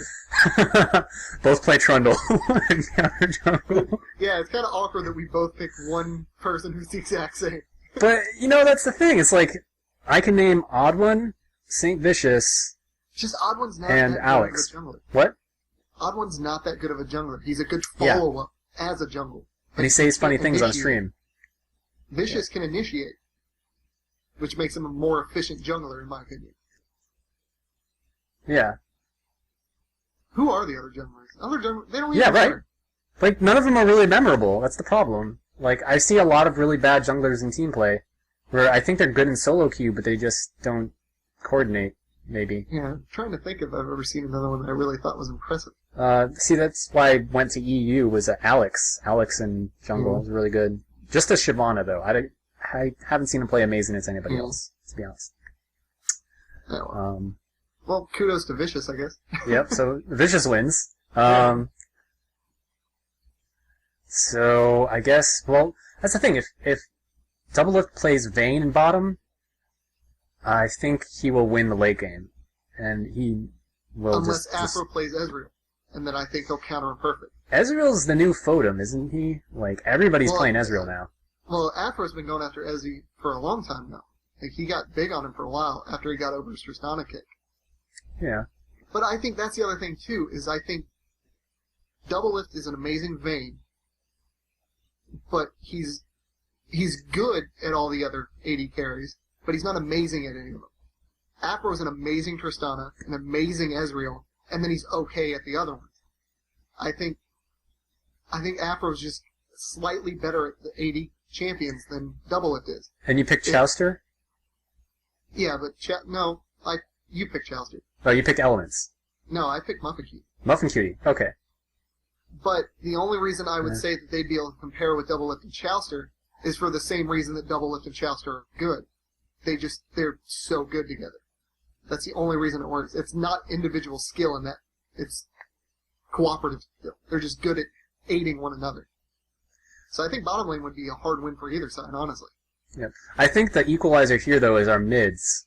Because the mid I was thinking of would be, it's GG, and GG playing TF. That's a terrible decision. What? Terrible decision? Nah. That'd be a horrible decision. Why? He's no an amazing TF. No, there is no one in North America good enough at TF to play TF. Seriously, in that match. But he's the closest, so he doesn't mess up his cards nearly as much as anybody else does. And he does do his teleport ganks pretty good. So, I don't know. It would really depend on who Scara picked. Yeah, because he would counter. It depends who picks first. Because would Scara pick like a Karthus? I don't know who he picked. I really don't know. Heaven forbid, for whatever reason, he gives Scar 0, though. Then it's over. It's not happening. Then he picks who? If he gets 0, it's over. 0? Oh. Zyra, whatever you want to say it. Well, we're not counting 0. 0 is banned. If he got her right now, there'd be no hope for your team. Scar would carry his team just on Zyra. He's an okay Anivia. He's not the best, but he's pretty good. Sort of like what you were saying Mandatory Cloud does. He's just... He's not as good as Mandatory Cloud at Anivia, though. Right. So, see, that's why I don't know who Scara excels at, to be honest. I don't know Here's the thing. Excels at anybody. If Gigi picked his mid first in the draft pick, and say he picked Karthus, it'd be over. Instantly. Because Scara would go Katarina and shit on it. Because that's the perfect counter to Karthus is Katarina. And Scar is the best Katarina in North America. Hands down. No, everyone agrees with that. Even other pro teams are like, don't let Scar get Katarina. That's why most of them don't pick Karthus. And if they do, they pick it late. Just so he doesn't get Katarina. I didn't know about that, actually. Oh, he's insane at Katarina. Holy shit. He doesn't play Gragas much, so I don't know really what he'd do. I just think that when it comes to TF skill, Scar is better than Gigi. That's my opinion. But I don't know what Scar would pick to counter Gigi with TF to be that effective. Unless maybe he went with, like, Orianna. Well, the way I'm looking at it is that TF, Gigi would pick TF, then he would provide the ganks for bottom on top of the Ezreal. Lock down Ezreal with Vayne. Bam. I don't see it working, though. Because one of the hardest things to do is to TF gank Afro. Because I've watched people do it. Like, if you've ever watched any of the scrims between TSM and TSM Evo, Reggie picks TF a lot, even though he's terrible at it. Every time he tries to gank Afro, Afro kills the shit out of him and then gets away, because he's Afro. That is a funny thing. You turn, when TF ports in, half the time people don't realize you just turn on him. Yeah, that's all you gotta do. Because he's squishy. He gets burned quickly. Yeah. But see, that's the thing. Afro is so much better at dealing with ganks than I think Chester and Double Lift are. Yeah, they mostly just run away. Yeah, because Afro is horrible at team fights, but he can deal with a gank better than probably anyone in North America.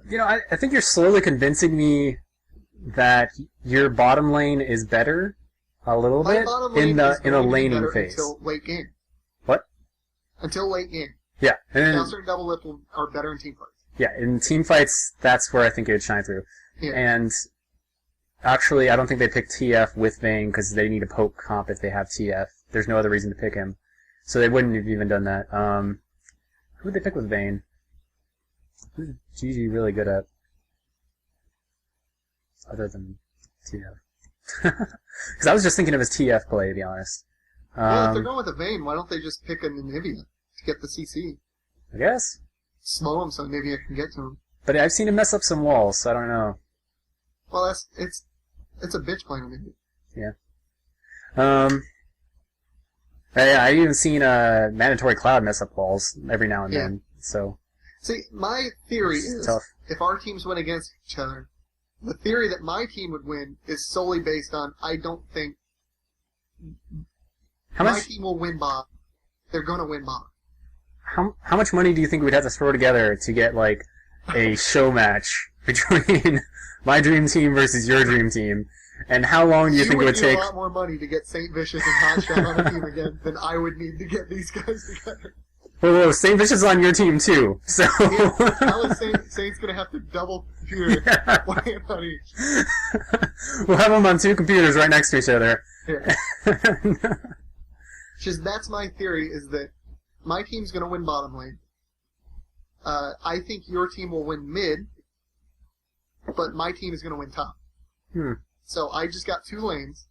My AD carry is fed. I don't think it will reach the late game that your team's going to need to counteract. If it reaches late game, my team's done. It's not happening. Because Afro will throw the game. Hands down. He will charge in there like Rambo. Or... Yeah, Afro gets caught out of position way too often in team fights.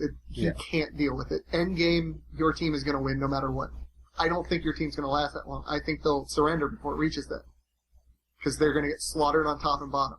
Yeah. They may push mid, but once they get that first tower, your team's not going to be able to get past Vicious and my mid at the same time. Because top's not going to need Vicious on my team, because Zion's aggressive enough that if your jungle comes in, obviously it's the same person, but if he comes in, it's not going to work. Because it's too aggressive. He's going to get turned on and killed while he tries to gank, pretty much. Vicious is not... That's Vicious's only problem as a jungle. If he gets turned on a gank, he doesn't know what to do. He has to rely on whoever he's ganking for. And I don't think GG is going to help him. I think GG will have started running as... Hotshot won't help him. That aggressive a top came at him. So he'll be out of position to help him. Yeah, I think... if Saint goes to gank Zion's Barton, it's going to be too hard because Zion's already going to have... GG's already had to run away because Zion was that aggressive. So when Saint comes in, GG is going to be out of position, and I think he's going to get turned on and Vicious will get killed. And by that point, my mid will already be up there now. Scar will be up there to help in case Hotshot comes back in. And if he's stupid enough to do that, he's going to die. So top's covered. I'll do it. I could be wrong, though. No, I'm completely right. GG, however, like actual mid big shot, whatever the fuck his name is, I think he will outplay overall, whether it's Scar or Mandatory Cloud that I went with. I think he can win mid. I think he can pressure mid better than my mids can.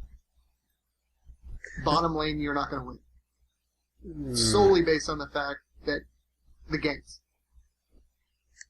Afro and Muffin can deal with St. Vicious better than Double Lift and Chowster can.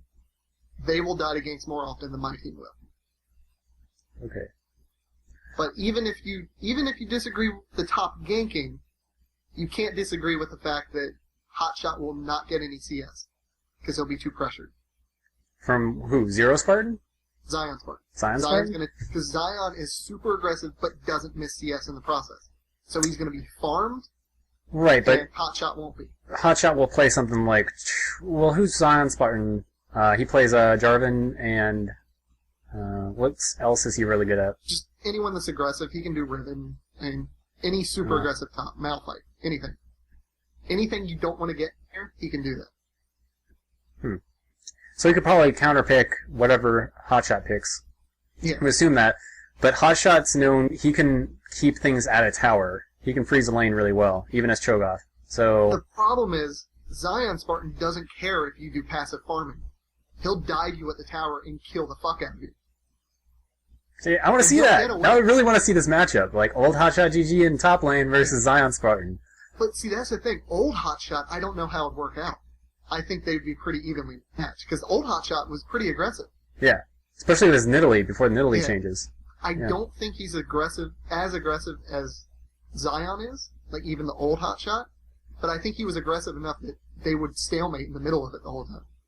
I don't think either would reach the other tower for at least 15 minutes. So I don't know about that. But again, you're basing on old. I'm basing on present Hotshot. I don't think present Hotshot could deal with him. Come on, give me my time machine. We're talking like, this is Dream Team. I've seen enough of scrims between TD and Curse to know that Saint doesn't deal with Zion Spartan that well. Oh. He's not that good at ganking him. Which is funny because Zion overextends all the time. It's just he's so good at getting away.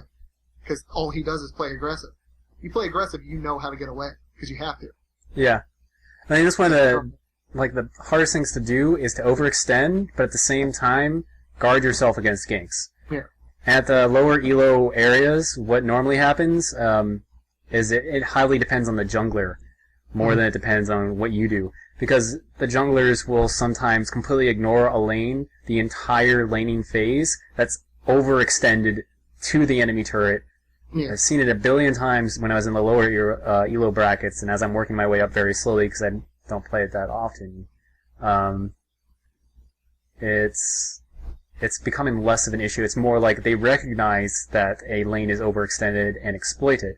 So then in team play, though, what I've seen is the exact opposite, is that they're trying to get like a coordination, they're trying to find like the weakest link. They don't necessarily care if a lane's overextended or not.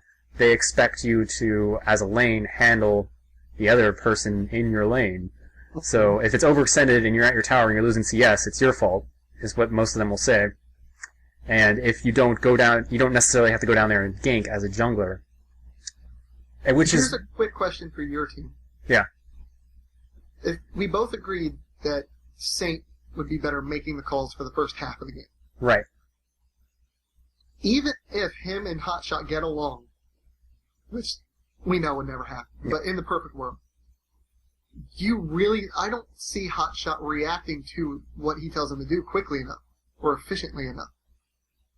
Old Hotshot? Yeah, even old Hotshot. Well, yeah, because he never listened to Saint Vicious.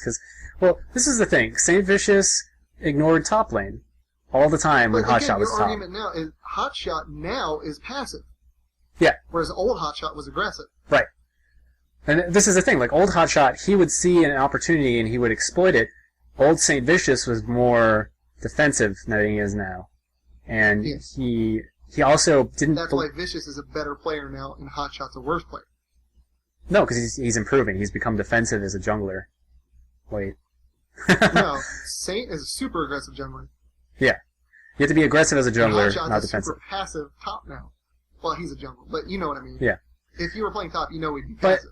But this is the thing, though. This is what always happened was Hotshot, when he was having problems top, he would say he was having problems or something, or he would hint at it at least, and Saint would just say, oh, well, it's your problem, it's your fault that you're having problems up there.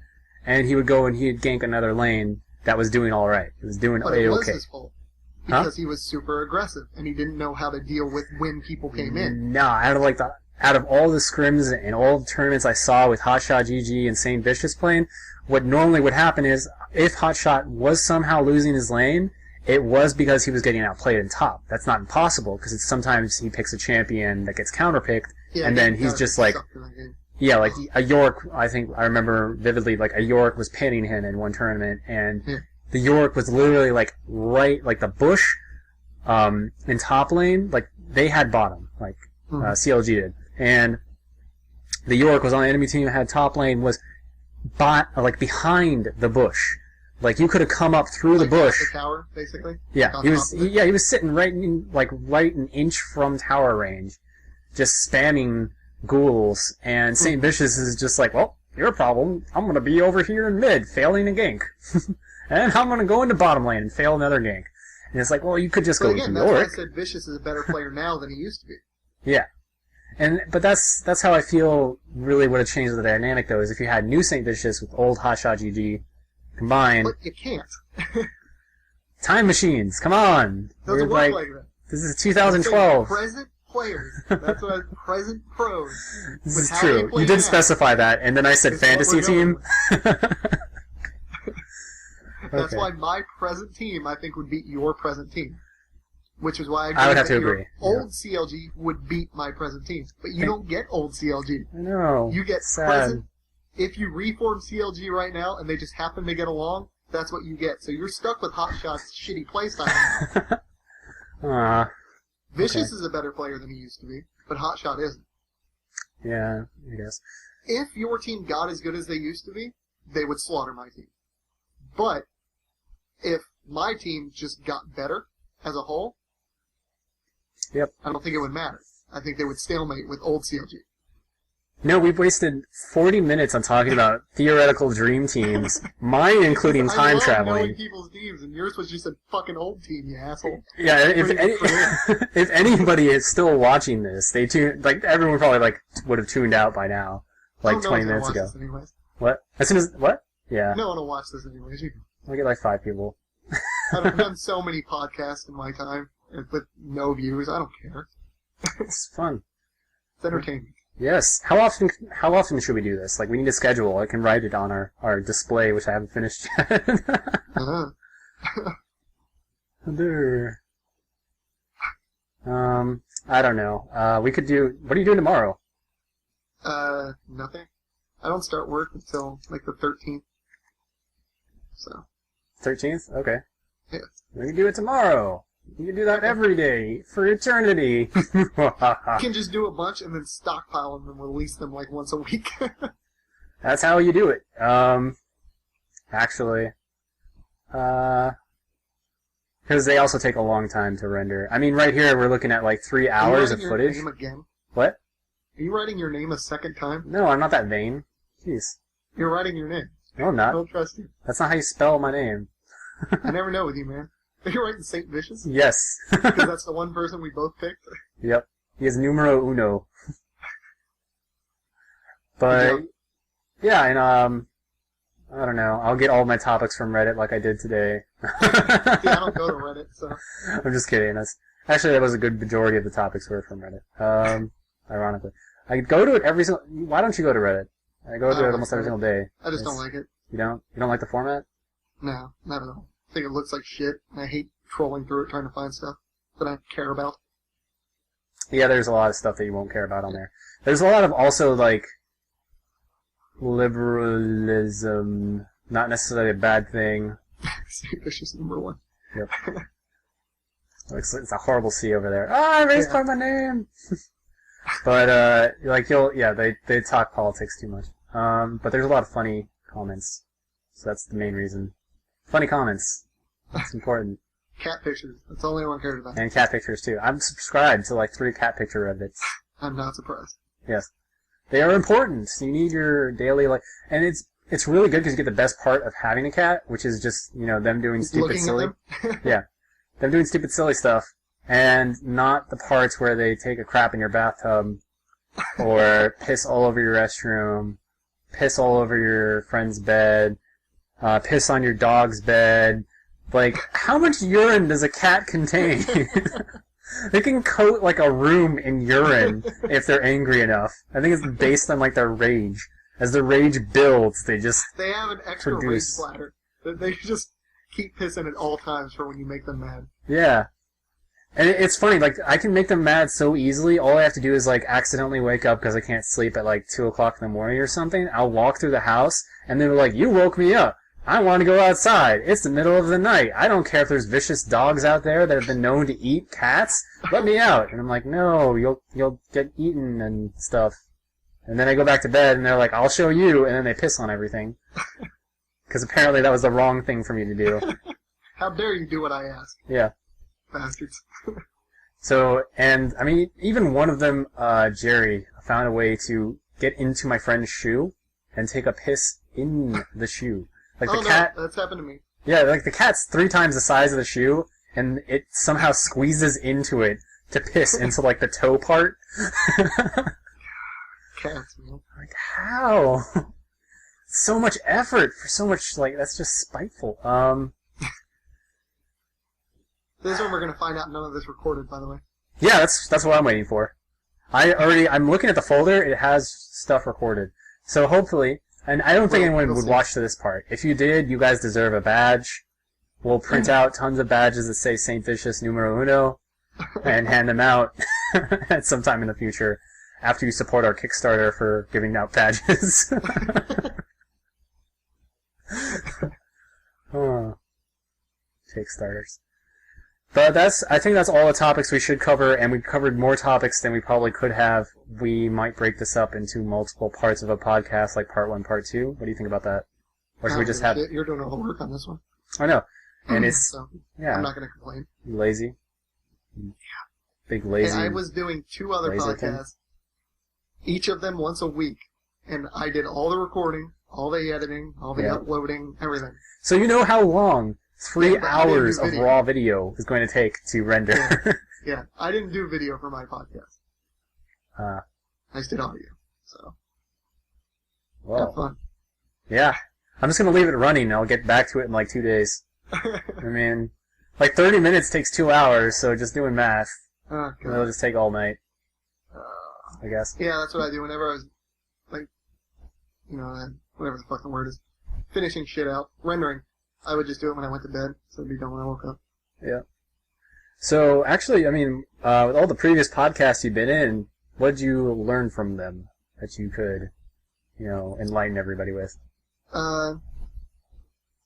Really, I mean, sort of like what you were saying, I think, before we started this, just having a format now. That's it. Having stuff planned ahead of time of what you're going to talk about, but being willing to go off on tangents. That's all you really got to do. Yeah. And don't hold back. Say retarded shit. No one cares. Well, I got that covered. What?